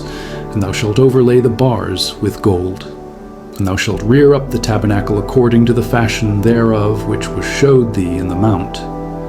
And thou shalt make a veil of blue, and purple, and scarlet, and fine twined linen of cunning work. With cherubims shall it be made. And thou shalt hang it upon 4 pillars of shittim wood overlaid with gold. Their hooks shall be of gold upon the 4 sockets of silver. And thou shalt hang up the veil under the tashs, that thou mayest bring in thither within the veil the ark of the testimony. And the veil shall divide unto you between the holy place and the most holy. And thou shalt put the mercy seat upon the ark of the testimony in the most holy place. And thou shalt set the table without the veil, and the candlestick over against the table on the side of the tabernacle toward the south. And thou shalt put the table on the north side. And thou shalt make an hanging for the door of the tent, of blue and purple and scarlet and fine twined linen, wrought with needlework. And thou shalt make for the hanging 5 pillars of shittim wood, and overlay them with gold, and their hooks shall be of gold. And thou shalt cast 5 sockets of brass for them. And thou shalt make an altar of shittim wood, 5 cubits long, and 5 cubits broad. The altar shall be 4 square, and the height thereof shall be 3 cubits. And thou shalt make the horns of it upon the 4 corners thereof. His horn shall be of the same, and thou shalt overlay it with brass. And thou shalt make his pans to receive his ashes, and his shovels, and his basins, and his flesh hooks, and his fire pans. All the vessels thereof thou shalt make of brass. And thou shalt make for it a grate of network of brass. And upon the net shalt thou make 4 brassen rings in the 4 corners thereof. And thou shalt put it under the compass of the altar beneath, that the net may be even to the midst of the altar. And thou shalt make staves for the altar, staves of shittim wood, and overlay them with brass. And the staves shall be put into the rings, and the staves shall be upon the 2 sides of the altar to bear it. Hollow with boards shalt thou make it. As it was showed thee in the mount, so shall they make it. And thou shalt make the court of the tabernacle. For the south side southward there shall be hangings for the court of fine twined linen of 100 cubits long for one side. And the 20 pillars thereof and their 20 sockets shall be of brass. The hooks of the pillars and their fillets shall be of silver. And likewise, for the north side in length there shall be hangings of 100 cubits long, and his 20 pillars and their 20 sockets of brass. The hooks of the pillars and their fillets of silver. And for the breadth of the court on the west side shall be hangings of 50 cubits, their pillars 10, and their sockets 10.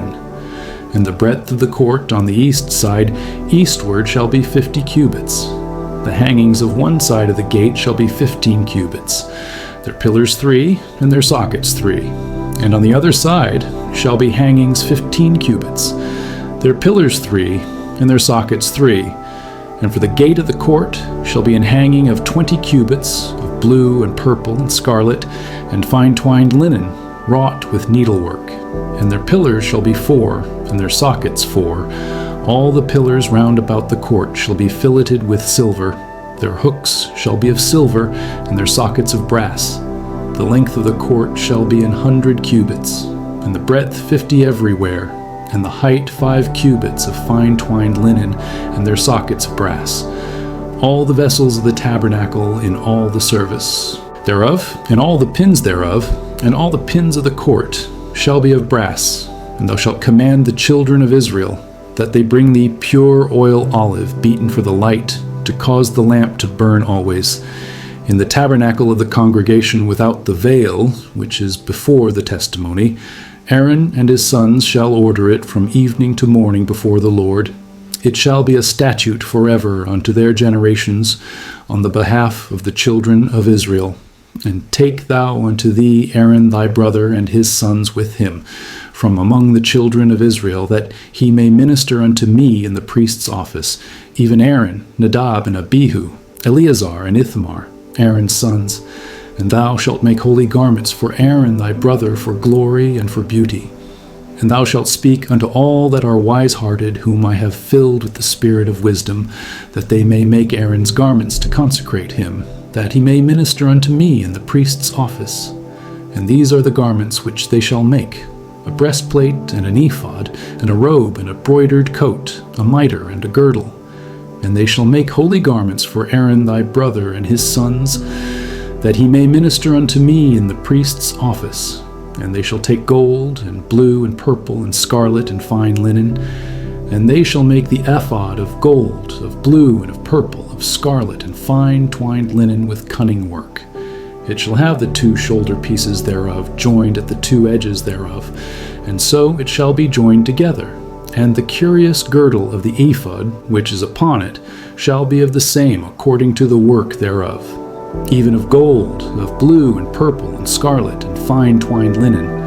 And thou shalt take 2 onyx stones, and grave on them the names of the children of Israel, 6 of their names on 1 stone, and the other 6 names of the rest on the other stone, according to their birth.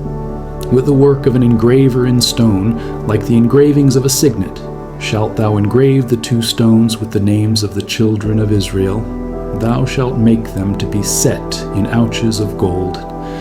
And thou shalt put the 2 stones upon the shoulders of the ephod, for stones of memorial unto the children of Israel. And Aaron shall bear their names before the Lord upon his 2 shoulders for a memorial. And thou shalt make ouches of gold, and 2 chains of pure gold at the ends. Of wreathen work shalt thou make them, and fasten the wreathen chains to the ouches. And thou shalt make the breastplate of judgment with cunning work. After the work of the ephod thou shalt make it, of gold, of blue, and of purple, and of scarlet, and of fine twined linen shalt thou make it. 4 square it shall be, being doubled. A span shall be the length thereof, and a span shall be the breadth thereof.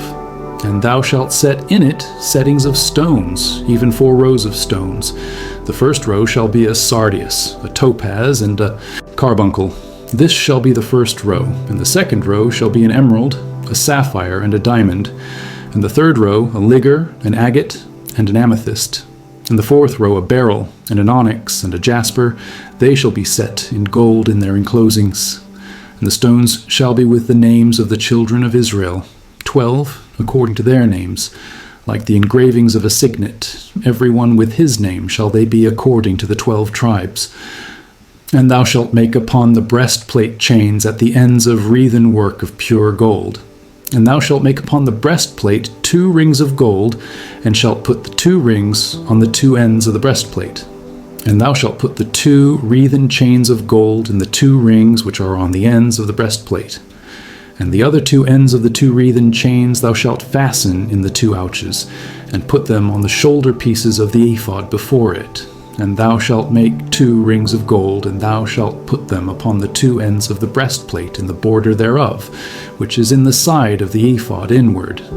And 2 other rings of gold thou shalt make, and shalt put them on the 2 sides of the ephod underneath, toward the forepart thereof, over against the other coupling thereof, above the curious girdle of the ephod.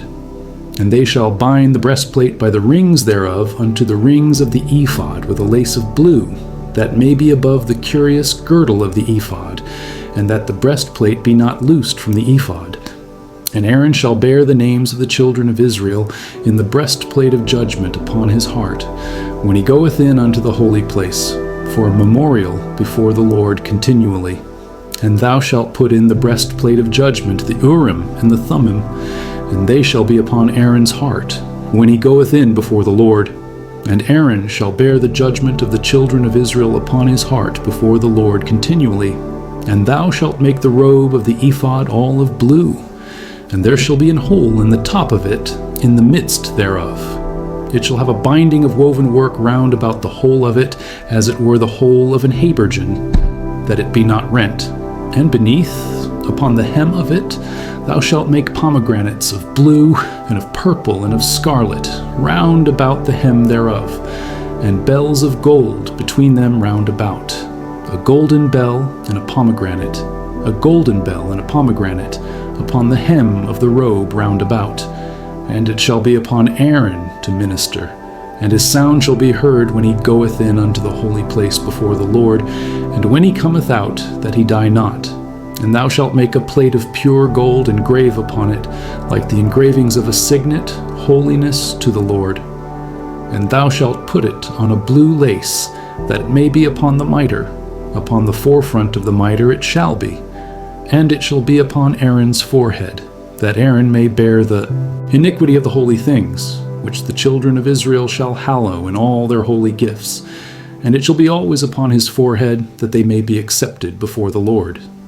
And thou shalt embroider the coat of fine linen, and thou shalt make the mitre of fine linen, and thou shalt make the girdle of needlework. And for Aaron's sons thou shalt make coats, and thou shalt make for them girdles, and bonnets shalt thou make for them, for glory and for beauty. And thou shalt put them upon Aaron thy brother, and his sons with him, and shalt anoint them, and consecrate them, and sanctify them, that they may minister unto me in the priest's office. And thou shalt make them linen breeches to cover their nakedness. From the loins even unto the thighs they shall reach, and they shall be upon Aaron and upon his sons when they come in unto the tabernacle of the congregation, or when they come near unto the altar to minister in the holy place, that they bear not iniquity and die. It shall be a statute forever unto him and his seed after him. And this is the thing that thou shalt do unto them to hallow them, to minister unto me in the priest's office. Take 1 young bullock, and 2 rams without blemish, and unleavened bread, and cakes unleavened tempered with oil, and wafers unleavened anointed with oil. Of wheaten flour shalt thou make them, and thou shalt put them into 1 basket, and bring them in the basket, with the bullock and the 2 rams. And Aaron and his sons thou shalt bring unto the door of the tabernacle of the congregation, and shalt wash them with water. And thou shalt take the garments, and put upon Aaron the coat, and the robe of the ephod, and the ephod, and the breastplate, and gird him with the curious girdle of the ephod. And thou shalt put the mitre upon his head, and put the holy crown upon the mitre. Then shalt thou take the anointing oil, and pour it upon his head, and anoint him. And thou shalt bring his sons, and put coats upon them. And thou shalt gird them with girdles, Aaron and his sons, and put the bonnets on them. And the priest's office shall be theirs for a perpetual statute. And thou shalt consecrate Aaron and his sons, and thou shalt cause a bullock to be brought before the tabernacle of the congregation. And Aaron and his sons shall put their hands upon the head of the bullock. And thou shalt kill the bullock before the Lord, by the door of the tabernacle of the congregation. And thou shalt take of the blood of the bullock, and put it upon the horns of the altar with thy finger, and pour all the blood beside the bottom of the altar. And thou shalt take all the fat that covereth the inwards, and the caul that is above the liver, and the 2 kidneys, and the fat that is upon them, and burn them upon the altar. But the flesh of the bullock, and his skin, and his dung, shalt thou burn with fire without the camp. It is a sin offering. Thou shalt also take 1 ram, and Aaron and his sons shall put their hands upon the head of the ram. And thou shalt slay the ram, and thou shalt take his blood, and sprinkle it round about upon the altar. And thou shalt cut the ram in pieces, and wash the inwards of him, and his legs, and put them unto his pieces, and unto his head. And thou shalt burn the whole ram upon the altar. It is a burnt offering unto the Lord. It is a sweet savour, an offering made by fire unto the Lord. And thou shalt take the other ram, And Aaron and his sons shall put their hands upon the head of the ram.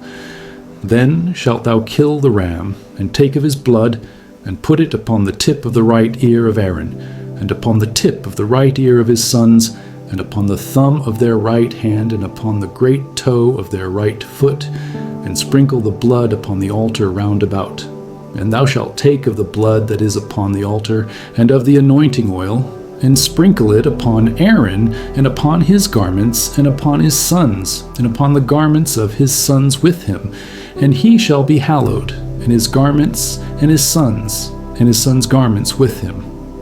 Also thou shalt take of the ram the fat, and the rump, and the fat that covereth the inwards, and the caul above the liver, and the 2 kidneys, and the fat that is upon them, and the right shoulder.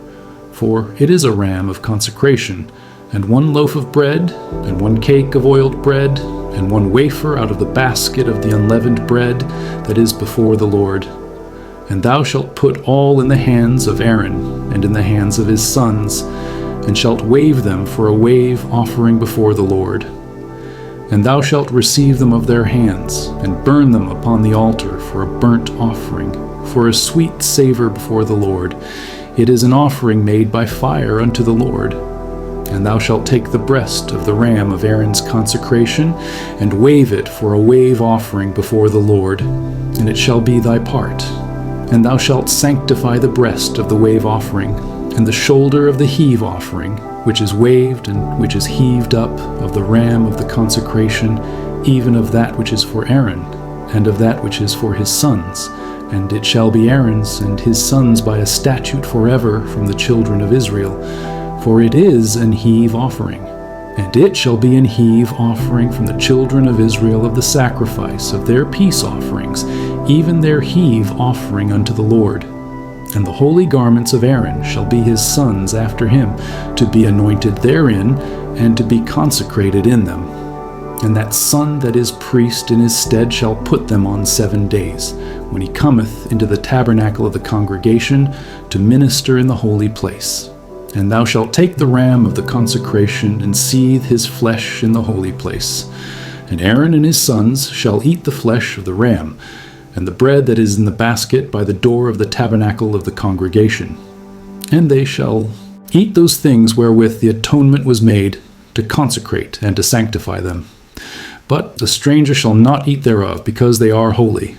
And if aught of the flesh of the consecrations, or of the bread, remain unto the morning, then thou shalt burn the remainder with fire.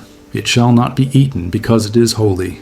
And thus shalt thou do unto Aaron, and to his sons, according to all things which I have commanded thee. 7 days shalt thou consecrate them. And thou shalt offer every day a bullock for a sin offering for atonement. And thou shalt cleanse the altar when thou hast made an atonement for it. And thou shalt anoint it to sanctify it. 7 days thou shalt make an atonement for the altar, and sanctify it. And it shall be an altar most holy. Whatsoever toucheth the altar shall be holy. Now this is that which thou shalt offer upon the altar: 2 lambs of the first year, day by day continually. The 1 lamb thou shalt offer in the morning, and the other lamb thou shalt offer at even. And with the 1 lamb 1/10 deal of flour mingled with the 4th part of an hin of beaten oil, and the 4th part of an hin of wine for a drink offering. And the other lamb thou shalt offer at even, and shalt do thereto according to the meat offering of the morning, and according to the drink offering thereof, for a sweet savor, an offering made by fire unto the Lord. This shall be a continual burnt offering throughout your generations at the door of the tabernacle of the congregation before the Lord, where I will meet you to speak there unto thee. And there I will meet with the children of Israel, and the tabernacle shall be sanctified by my glory. And I will sanctify the tabernacle of the congregation and the altar. I will sanctify also both Aaron and his sons, to minister to me in the priest's office. And I will dwell among the children of Israel, and will be their God. And they shall know that I am the Lord their God, that brought them forth out of the land of Egypt, that I may dwell among them. I am the Lord their God. And thou shalt make an altar to burn incense upon. Of shittim wood shalt thou make it. A cubit shall be the length thereof, and a cubit the breadth thereof. 4 square shall it be, and 2 cubits shall be the height thereof. The horns thereof shall be of the same, and thou shalt overlay it with pure gold, the top thereof, and the sides thereof round about, and the horns thereof. And thou shalt make unto it a crown of gold round about, and 2 golden rings shalt thou make to it under the crown of it, by the 2 corners thereof. Upon the 2 sides of it shalt thou make it, and they shall be for places for the staves to bear it withal. And thou shalt make the staves of shittim wood, and overlay them with gold. And thou shalt put it before the veil that is by the ark of the testimony, before the mercy seat that is over the testimony, where I will meet with thee. And Aaron shall burn thereon sweet incense every morning. When he dresseth the lamps, he shall burn incense upon it. And when Aaron lighteth the lamps at even, he shall burn incense upon it, a perpetual incense before the Lord throughout your generations. Ye shall offer no strange incense thereon, nor burnt sacrifice, nor meat offering, neither shall ye pour drink offering thereon. And Aaron shall make an atonement upon the horns of it once in a year with the blood of the sin offering of atonements. Once in the year shall he make atonement upon it throughout your generations. It is most holy unto the Lord. And the Lord spake unto Moses, saying, When thou takest the sum of the children of Israel after their number, then shall they give every man a ransom for his soul unto the Lord when thou numberest them, that there be no plague among them when thou numberest them. This they shall give every one that passeth among them that are numbered, half a shekel after the shekel of the sanctuary. A shekel is 20 gerahs, and half shekel shall be the offering of the Lord. Every one that passeth among them that are numbered from 20 years old and above shall give an offering unto the Lord. The rich shall not give more, and the poor shall not give less than half a shekel, when they give an offering unto the Lord to make an atonement for your souls. And thou shalt take the atonement money of the children of Israel, and shalt appoint it for the service of the tabernacle of the congregation, that it may be a memorial unto the children of Israel before the Lord, to make an atonement for your souls. And the Lord spake unto Moses, saying, Thou shalt also make a laver of brass, and his foot also of brass to wash withal, and thou shalt put it between the tabernacle of the congregation and the altar, and thou shalt put water therein.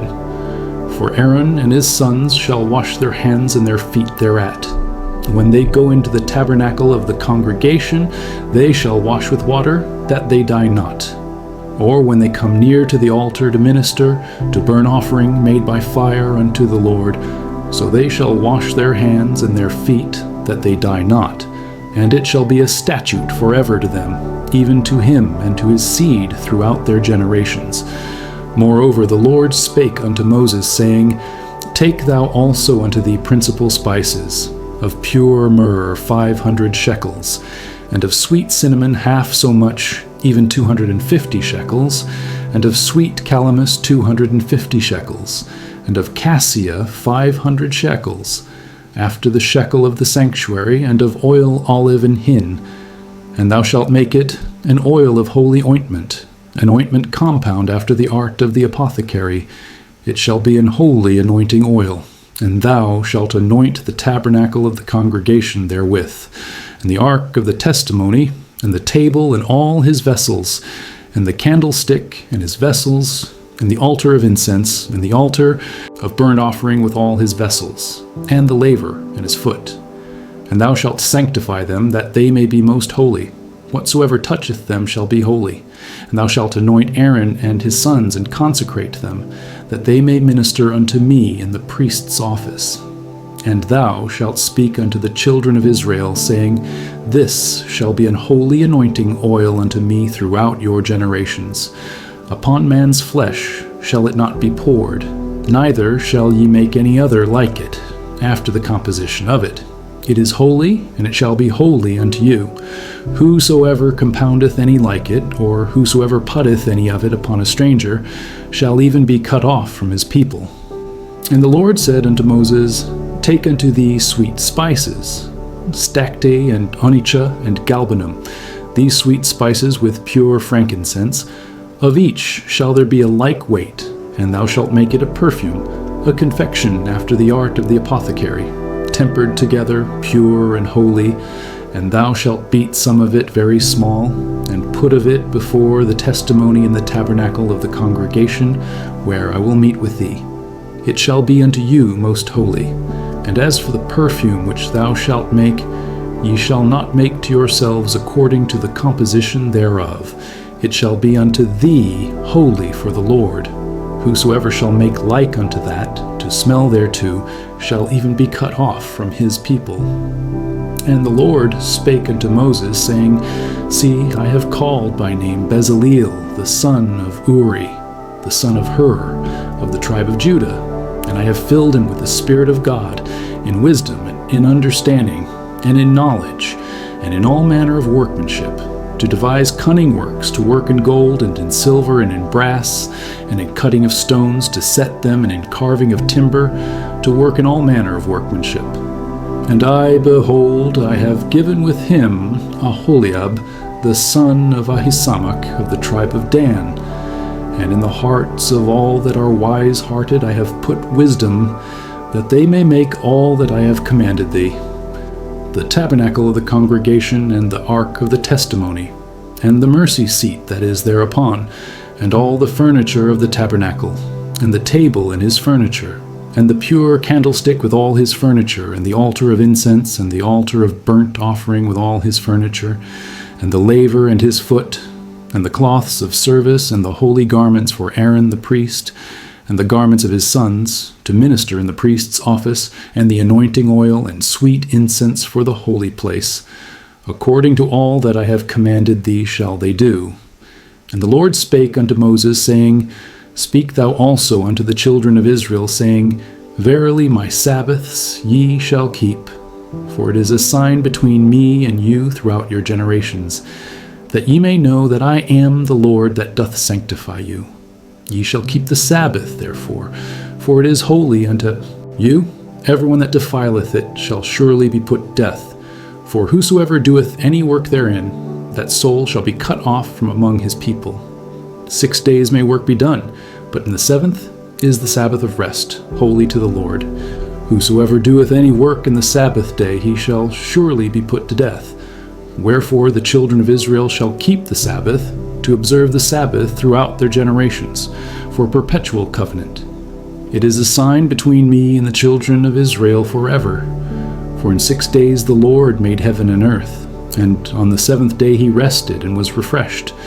And he gave unto Moses, when he had made an end of communing with him upon Mount Sinai, 2 tables of testimony, tables of stone, written with the finger of God. And when the people saw that Moses delayed to come down out of the mount, the people gathered themselves together unto Aaron, and said unto him, Up, make us gods, which shall go before us. For as for this Moses, the man that brought us up out of the land of Egypt, we wot not what is become of him.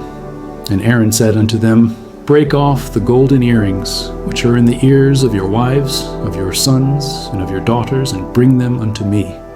And all the people brake off the golden earrings which were in their ears, and brought them unto Aaron. And he received them at their hand, and fashioned it with a graving tool after he had made it a molten calf. And they said, These be thy gods, O Israel, which brought thee up out of the land of Egypt. And when Aaron saw it, he built an altar before it. And Aaron made proclamation and said, Tomorrow is a feast to the Lord. And they rose up early on the morrow and offered burnt offerings and brought peace offerings. And the people sat down to eat and to drink, and rose up to play. And the Lord said unto Moses, Go, get thee down, for thy people which thou broughtest out of the land of Egypt have corrupted themselves. They have turned aside quickly out of the way which I commanded them. They have made them a molten calf, and have worshipped it, and have sacrificed thereunto, and said, These be thy gods, O Israel, which have brought thee up out of the land of Egypt. And the Lord said unto Moses, I have seen this people, and behold, it is a stiff-necked people. Now therefore let me alone, that my wrath may wax hot against them, and that I may consume them, and I will make of thee a great nation. And Moses besought the Lord his God, and said, Lord, why doth thy wrath wax hot against thy people, which thou hast brought forth out of the land of Egypt with great power, and with a mighty hand? Wherefore should the Egyptians speak, and say, For mischief did he bring them out, to slay them in the mountains, and to consume them from the face of the earth? Turn from thy fierce wrath, and repent of this evil against thy people. Remember Abraham, Isaac, and Israel thy servants, to whom thou swarest by thine own self, and saidst unto them, I will multiply your seed as the stars of heaven, and all this land that I have spoken of will I give unto your seed, and they shall inherit it forever. And the Lord repented of the evil which he thought to do unto his people. And Moses turned and went down from the mount, and the 2 tables of the testimony were in his hand.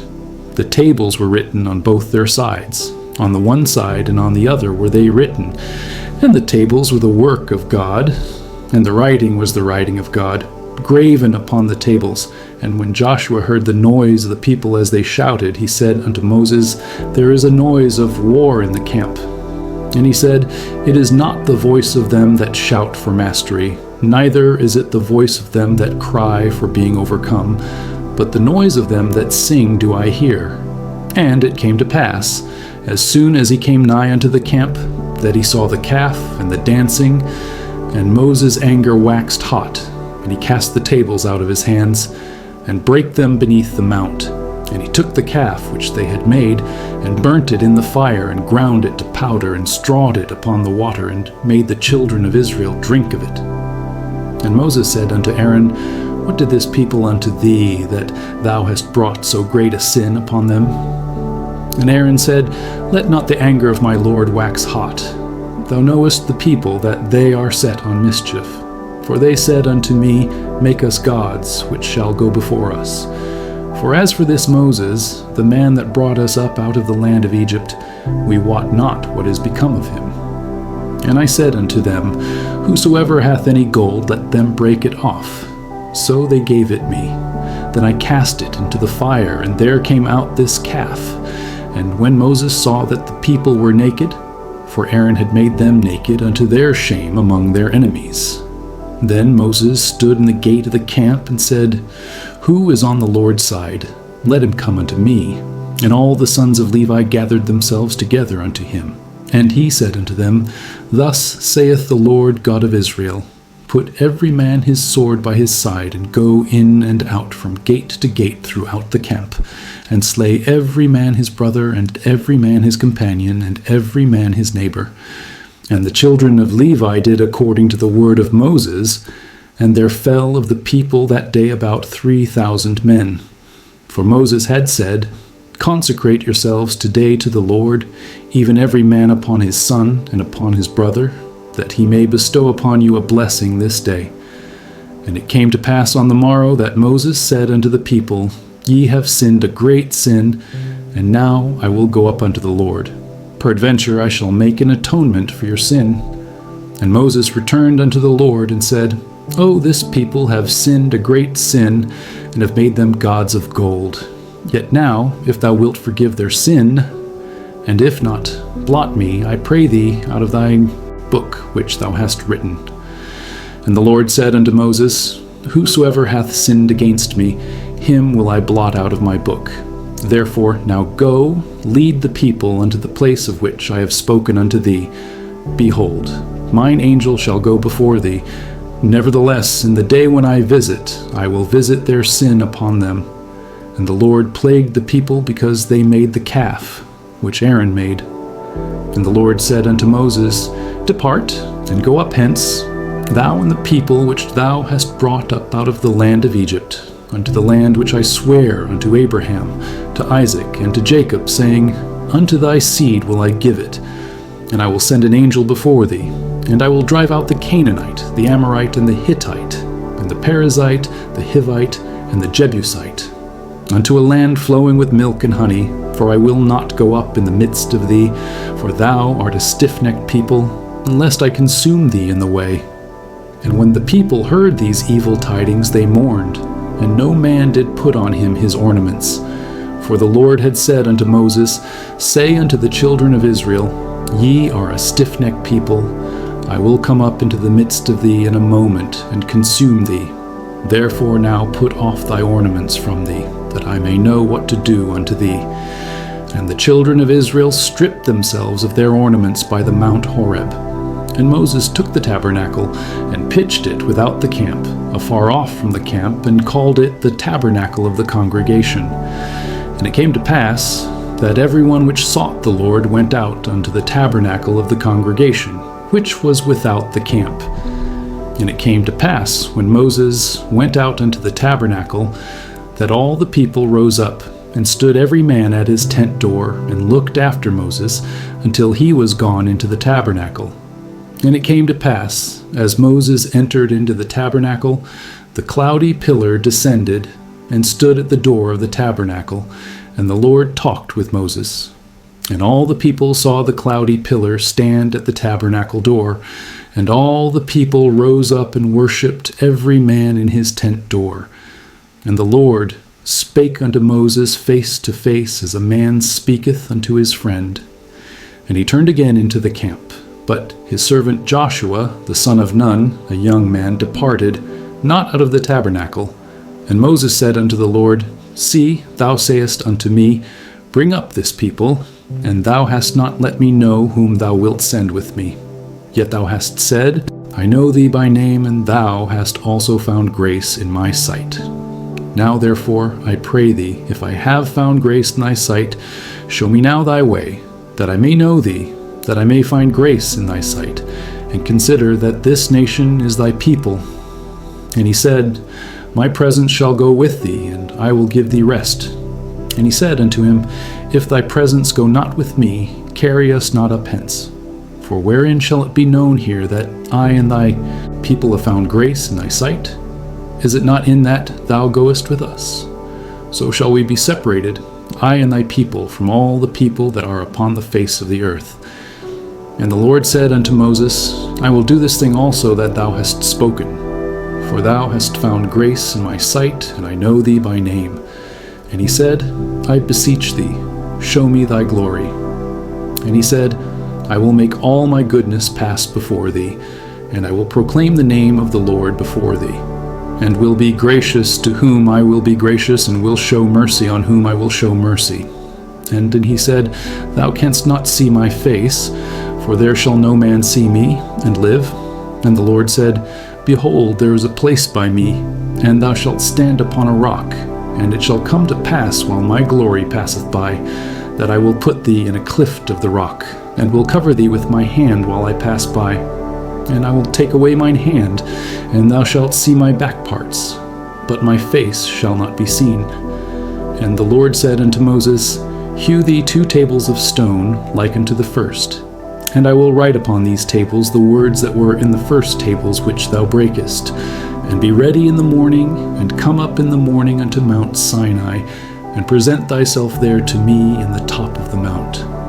And no man shall come up with thee, neither let any man be seen throughout all the mount, neither let the flocks nor herds feed before that mount. And he hewed 2 tables of stone like unto the first. And Moses rose up early in the morning, and went up unto Mount Sinai, as the Lord had commanded him, and took in his hand the 2 tables of stone. And the Lord descended in the cloud, and stood with him there, and proclaimed the name of the Lord. And the Lord passed by before him, and proclaimed the Lord God, merciful and gracious, long-suffering and abundant in goodness and truth, keeping mercy for thousands, forgiving iniquity and transgression and sin, and that will by no means clear the guilty, visiting the iniquity of the fathers upon the children, and upon the children's children, unto the 3rd and to the 4th generation. And Moses made haste, and bowed his head toward the earth, and worshipped.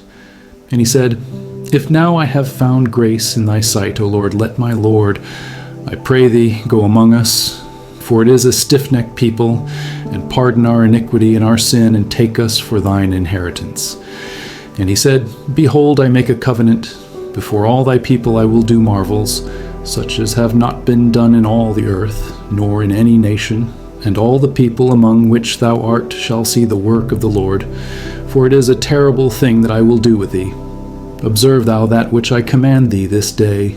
Behold, I drive out before thee the Amorite, and the Canaanite, and the Hittite, and the Perizzite, and the Hivite, and the Jebusite. Take heed to thyself, lest thou make a covenant with the inhabitants of the land whither thou goest, lest it be for a snare in the midst of thee. But ye shall destroy their altars, break their images, and cut down their groves. For thou shalt worship no other God, for the Lord, whose name is jealous, is a jealous God. Lest thou make a covenant with the inhabitants of the land, and they go a-whoring after their gods, do sacrifice unto their gods, and one call thee, and thou eat of his sacrifice. And thou take of their daughters unto thy sons, and their daughters go a-whoring after their gods, and make thy sons go a-whoring after their gods. Thou shalt make thee no molten gods. The feast of unleavened bread shalt thou keep. 7 days thou shalt eat unleavened bread, as I commanded thee in the time of the month Abib, for in the month Abib thou camest out from Egypt.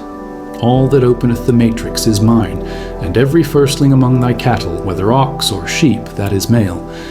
But the firstling of an ass thou shalt redeem with a lamb. And if thou redeem him not, then shalt thou break his neck. All the firstborn of thy sons thou shalt redeem, and none shall appear before me empty. 6 days thou shalt work, but on the 7th day thou shalt rest. In earing time and in harvest thou shalt rest. And thou shalt observe the feast of weeks, of the first fruits of wheat harvest, and the feast of ingathering at the year's end. Thrice in the year shall all your men children appear before the Lord God, the God of Israel. For I will cast out the nations before thee, and enlarge thy borders. Neither shall any man desire thy land, when thou shalt go up to appear before the Lord thy God thrice in the year. Thou shalt not offer the blood of my sacrifice with leaven, neither shall the sacrifice of the feast of the Passover be left unto the morning. The first of the first fruits of thy land thou shalt bring unto the house of the Lord thy God. Thou shalt not see the kid in his mother's milk. And the Lord said unto Moses, Write thou these words, for after the tenor of these words I have made a covenant with thee and with Israel. And he was there with the Lord 40 days and 40 nights. He did neither eat bread nor drink water. And he wrote upon the tables the words of the covenant, the 10 commandments. And it came to pass, when Moses came down from Mount Sinai with the 2 tables of testimony in Moses' hand, when he came down from the mount, that Moses wist not that the skin of his face shone while he talked with him. And when Aaron and all the children of Israel saw Moses, behold, the skin of his face shone, and they were afraid to come nigh him. And Moses called unto them, and Aaron and all the rulers of the congregation returned unto him, and Moses talked with them. And afterward all the children of Israel came nigh, and he gave them in commandment all that the Lord had spoken with him in Mount Sinai.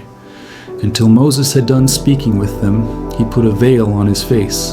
But when Moses went in before the Lord to speak with him, he took the veil off until he came out. And he came out and spake unto the children of Israel that which he was commanded.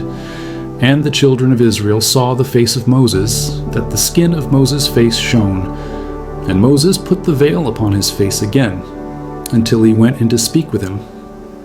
And Moses gathered all the congregation of the children of Israel together, and said unto them, These are the words which the Lord hath commanded, that ye should do them. 6 days shall work be done, but on the 7th day there shall be to you an holy day, a Sabbath of rest to the Lord. Whosoever doeth work therein shall be put to death. Ye shall kindle no fire throughout your habitations upon the Sabbath day. And Moses spake unto all the congregation of the children of Israel, saying, This is the thing which the Lord commanded, saying, Take ye from among you an offering unto the Lord. Whosoever is of a willing heart, let him bring it, an offering of the Lord, gold and silver and brass and blue and purple and scarlet and fine linen and goat's hair and ram's skins dyed red and badger's skins and shittim wood and oil for the light and spices for anointing oil and for the sweet incense and onyx stones and stones to be set for the ephod and for the breastplate.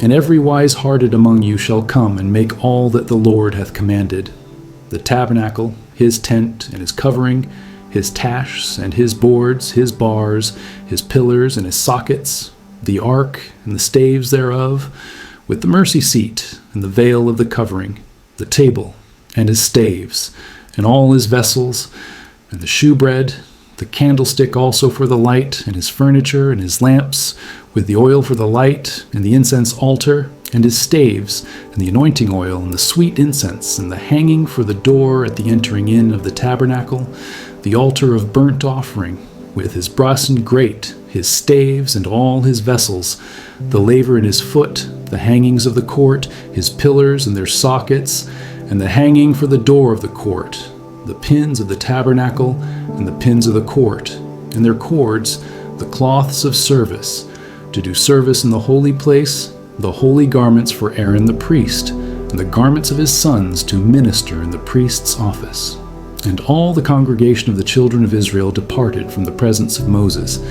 And they came, every one whose heart stirred him up, and every one whom his spirit made willing. And they brought the Lord's offering to the work of the tabernacle of the congregation, and for all his service, and for the holy garments. And they came, both men and women, as many as were willing-hearted, and brought bracelets, and earrings, and rings, and tablets, all jewels of gold. And every man that offered an offering of gold unto the Lord. And every man with whom was found blue, and purple, and scarlet, and fine linen, and goat's hair, and red skins of rams, and badgers' skins brought them. Every one that did offer an offering of silver and brass brought the Lord's offering. And every man with whom was found shittim wood for any work of the service brought it. And all the women that were wise-hearted did spin with their hands, and brought that which they had spun, both of blue, and of purple, and of scarlet, and of fine linen.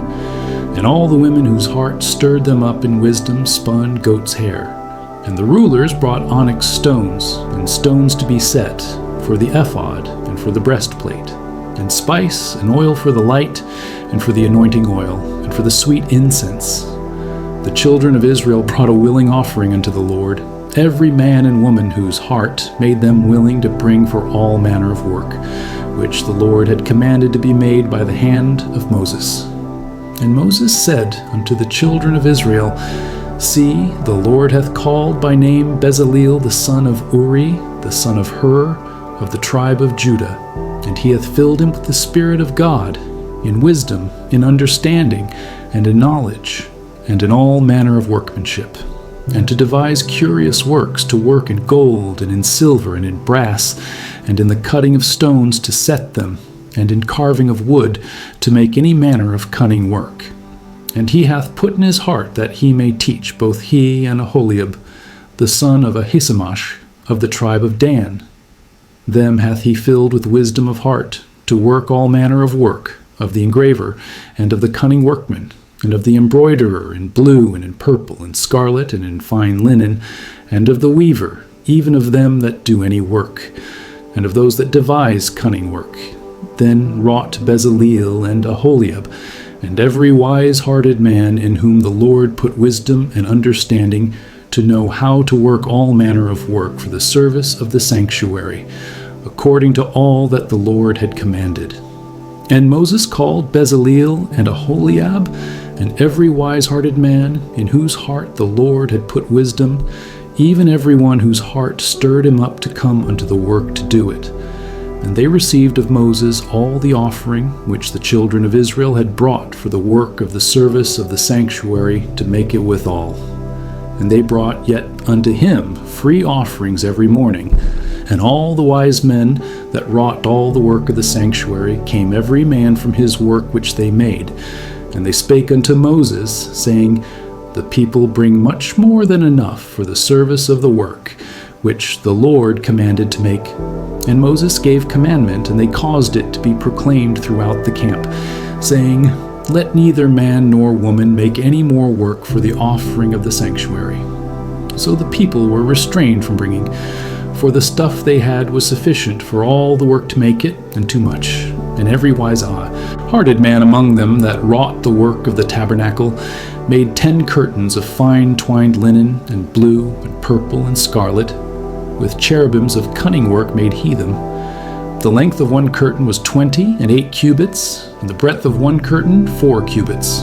The curtains were all of one size. And he coupled the 5 curtains one unto another, and the other 5 curtains he coupled one unto another. And he made loops of blue on the edge of one curtain from the selve edge in the coupling. Likewise, he made in the uttermost side of another curtain, in the coupling of the second. 50 loops made he in one curtain, and 50 loops made he in the edge of the curtain which was in the coupling of the second. The loops held one curtain to another, and he made 50 taches of gold, and coupled the curtains one unto another with the taches. So it became one tabernacle. And he made curtains of goat's hair for the tent over the tabernacle. 11 curtains he made them. The length of one curtain was 30 cubits, and 4 cubits was the breadth of one curtain. The 11 curtains were of one size. And he coupled 5 curtains by themselves, and 6 curtains by themselves. And he made 50 loops upon the uttermost edge of the curtain in the coupling, and 50 loops made he upon the edge of the curtain which coupleth the second. And he made 50 taches of brass to couple the tent together, that it might be one. And he made a covering for the tent of rams' skins dyed red, and a covering of badgers' skins above that. And he made boards for the tabernacle of shittim wood, standing up. The length of a board was 10 cubits, and the breadth of a board 1 cubit and a half. One board had 2 tenons, equally distant one from another. Thus did he make for all the boards of the tabernacle. And he made boards for the tabernacle, 20 boards for the south side southward, and 40 sockets of silver he made under the 20 boards, 2 sockets under one board for his 2 tenons, and 2 sockets under another board for his 2 tenons. And for the other side of the tabernacle, which is toward the north corner, he made 20 boards, and their 40 sockets of silver, 2 sockets under one board, and 2 sockets under another board. And for the sides of the tabernacle westward he made 6 boards, and 2 boards made he for the corners of the tabernacle in the 2 sides. And they were coupled beneath, and coupled together at the head thereof, to one ring. Thus he did to both of them in both the corners. And there were 8 boards, and their sockets were 16 sockets of silver, under every board 2 sockets. And he made bars of shittim wood, 5 for the boards of the one side of the tabernacle, and 5 bars for the boards of the other side of the tabernacle, and 5 bars for the boards of the tabernacle for the sides westward. And he made the middle bar to shoot through the boards from the one end to the other. And he overlaid the boards with gold, and made their rings of gold to be places for the bars, and overlaid the bars with gold. And he made a veil of blue and purple and scarlet and fine twined linen, with cherubims made he it of cunning work. And he made thereunto 4 pillars of shittim wood, and overlaid them with gold. Their hooks were of gold, and he cast for them 4 sockets of silver. And he made an hanging for the tabernacle door of blue, and purple, and scarlet, and fine twined linen of needlework, and the 5 pillars of it with their hooks, and he overlaid their chapiters and their fillets with gold. But their 5 sockets were of brass. And Bezaleel made the ark of shittim wood. 2 cubits and a half was the length of it, and a cubit and a half the breadth of it, and a cubit and a half the height of it. And he overlaid it with pure gold within and without, and made a crown of gold to it round about. And he cast for it 4 rings of gold to be set by the 4 corners of it, even 2 rings upon the one side of it, and 2 rings upon the other side of it. And he made staves of shittim wood, and overlaid them with gold.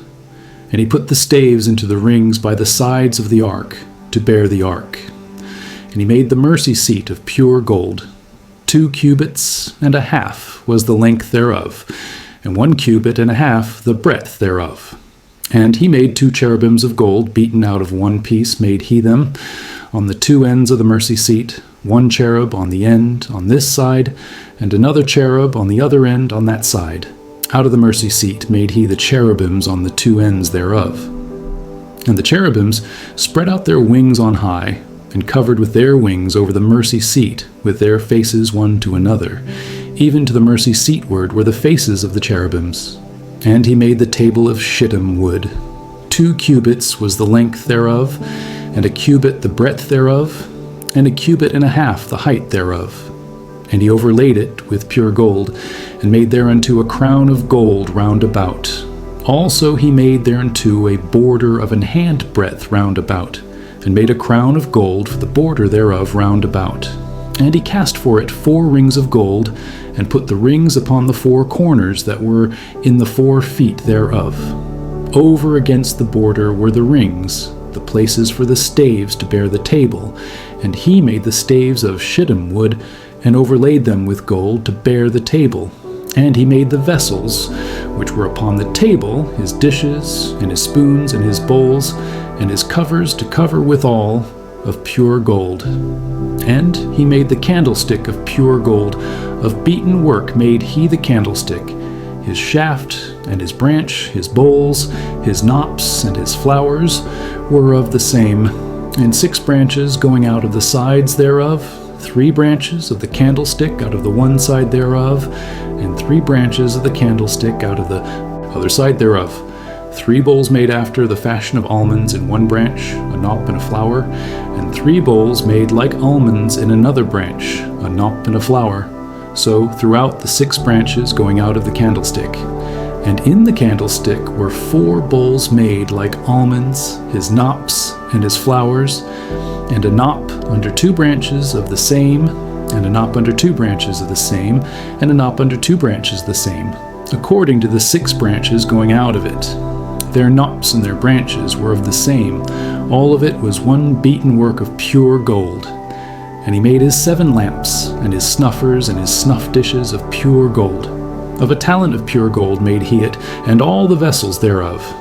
And he made the incense altar of shittim wood. The length of it was a cubit, and the breadth of it a cubit. It was 4 square, and 2 cubits was the height of it. The horns thereof were of the same, and he overlaid it with pure gold, both the top of it, and the sides thereof round about, and the horns of it. Also he made unto it a crown of gold round about.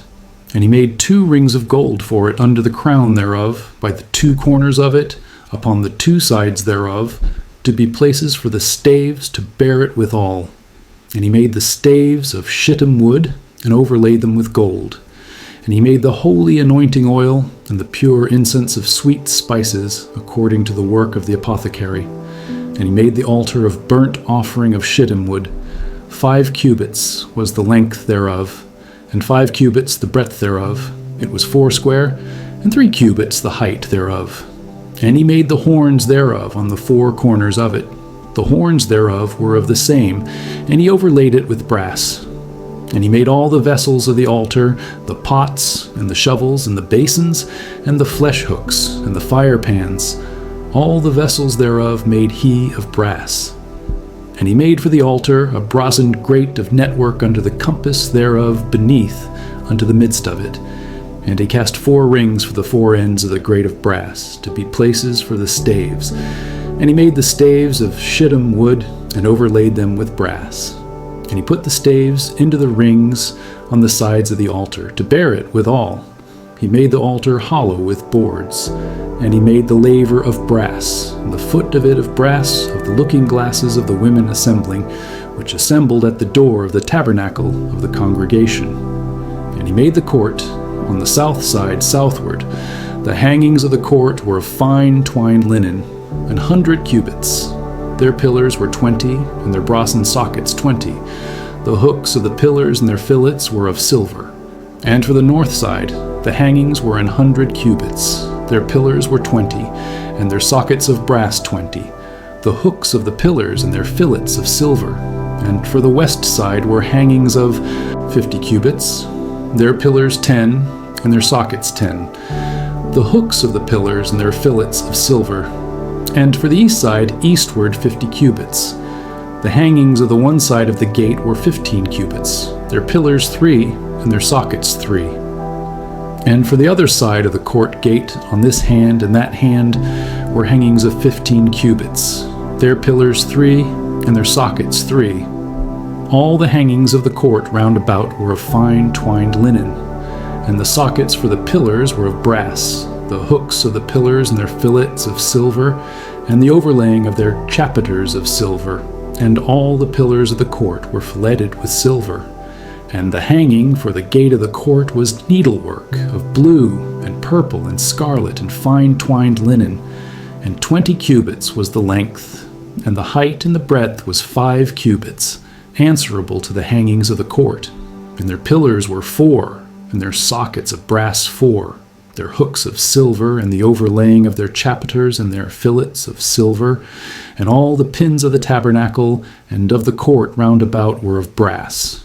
This is the sum of the tabernacle, even of the tabernacle of testimony, as it was counted according to the commandment of Moses for the service of the Levites, by the hand of Ithamar, son to Aaron the priest. And Bezaleel the son, Uri the son of Hur of the tribe of Judah, made all that the Lord commanded Moses, and with him was Aholiab, son of Ahisamach, of the tribe of Dan, an engraver, and a cunning workman, and an embroiderer in blue and in purple and in scarlet and fine linen.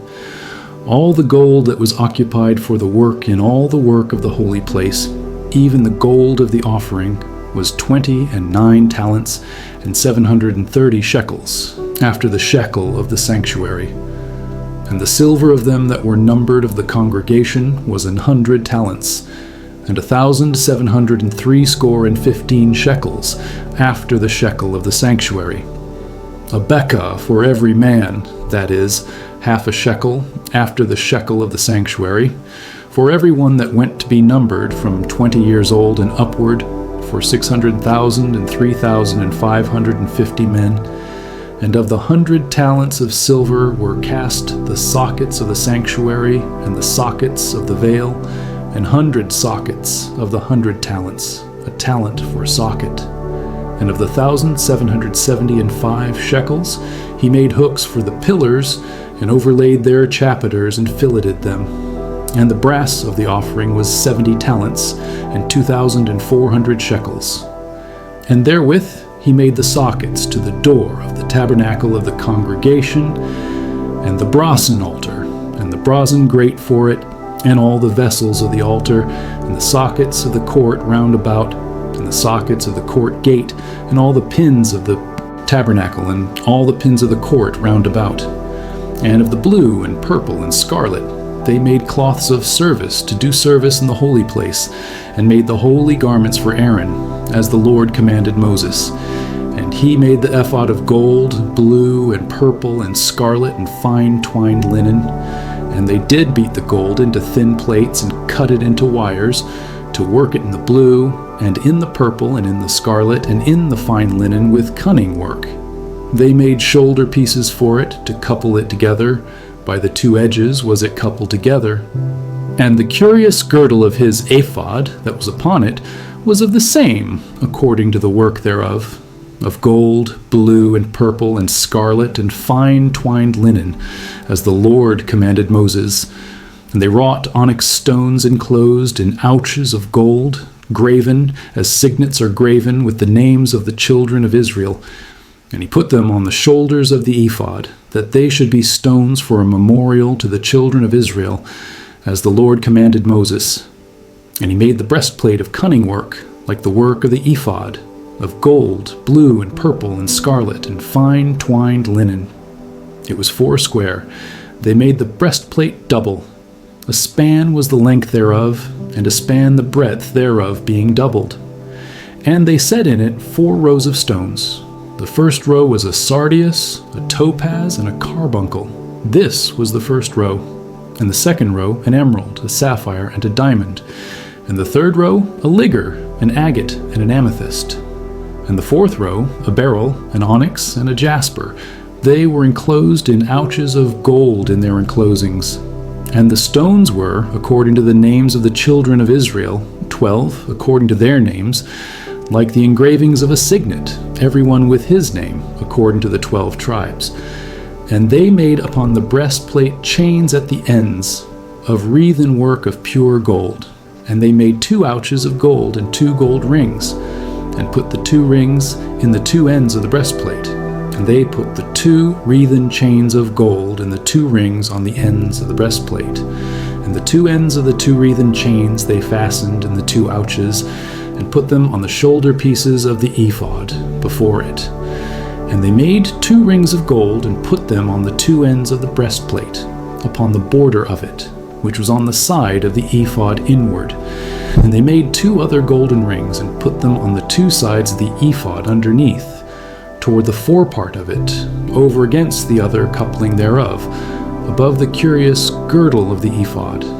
And they did bind the breastplate by his rings unto the rings of the ephod with a lace of blue, that it might be above the curious girdle of the ephod, and that the breastplate might not be loosed from the ephod, as the Lord commanded Moses. And he made the robe of the ephod of woven work, all of blue.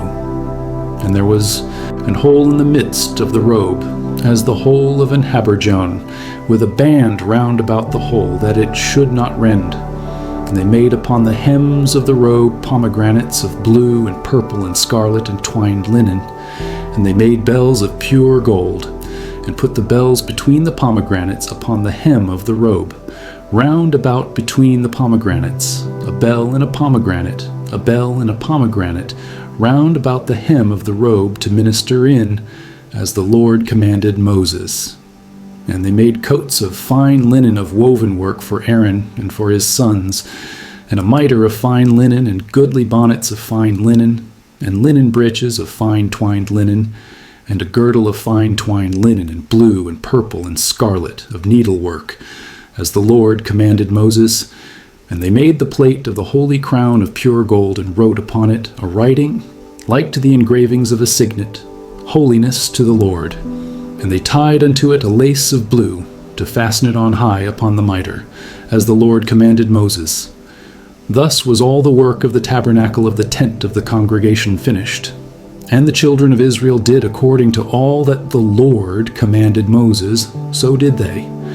And they brought the tabernacle unto Moses, the tent and all his furniture, his tashs, his boards, his bars, and his pillars, and his sockets, and the covering of rams' skins dyed red, and the covering of badgers' skins, and the veil of the covering, the ark of the testimony, and the staves thereof, and the mercy seat, the table, and all the vessels thereof, and the showbread, the pure candlestick with the lamps thereof, even with the lamps to be set in order, and all the vessels thereof, and the oil for light, and the golden altar, and the anointing oil, and the sweet incense, and the hanging for the tabernacle door, the brasen altar, and his grate of brass, his staves, and all his vessels, the laver and his foot, the hangings of the court, his pillars and his sockets, and the hanging for the court gate, his cords and his pins, and all the vessels of the service of the tabernacle for the tent of the congregation,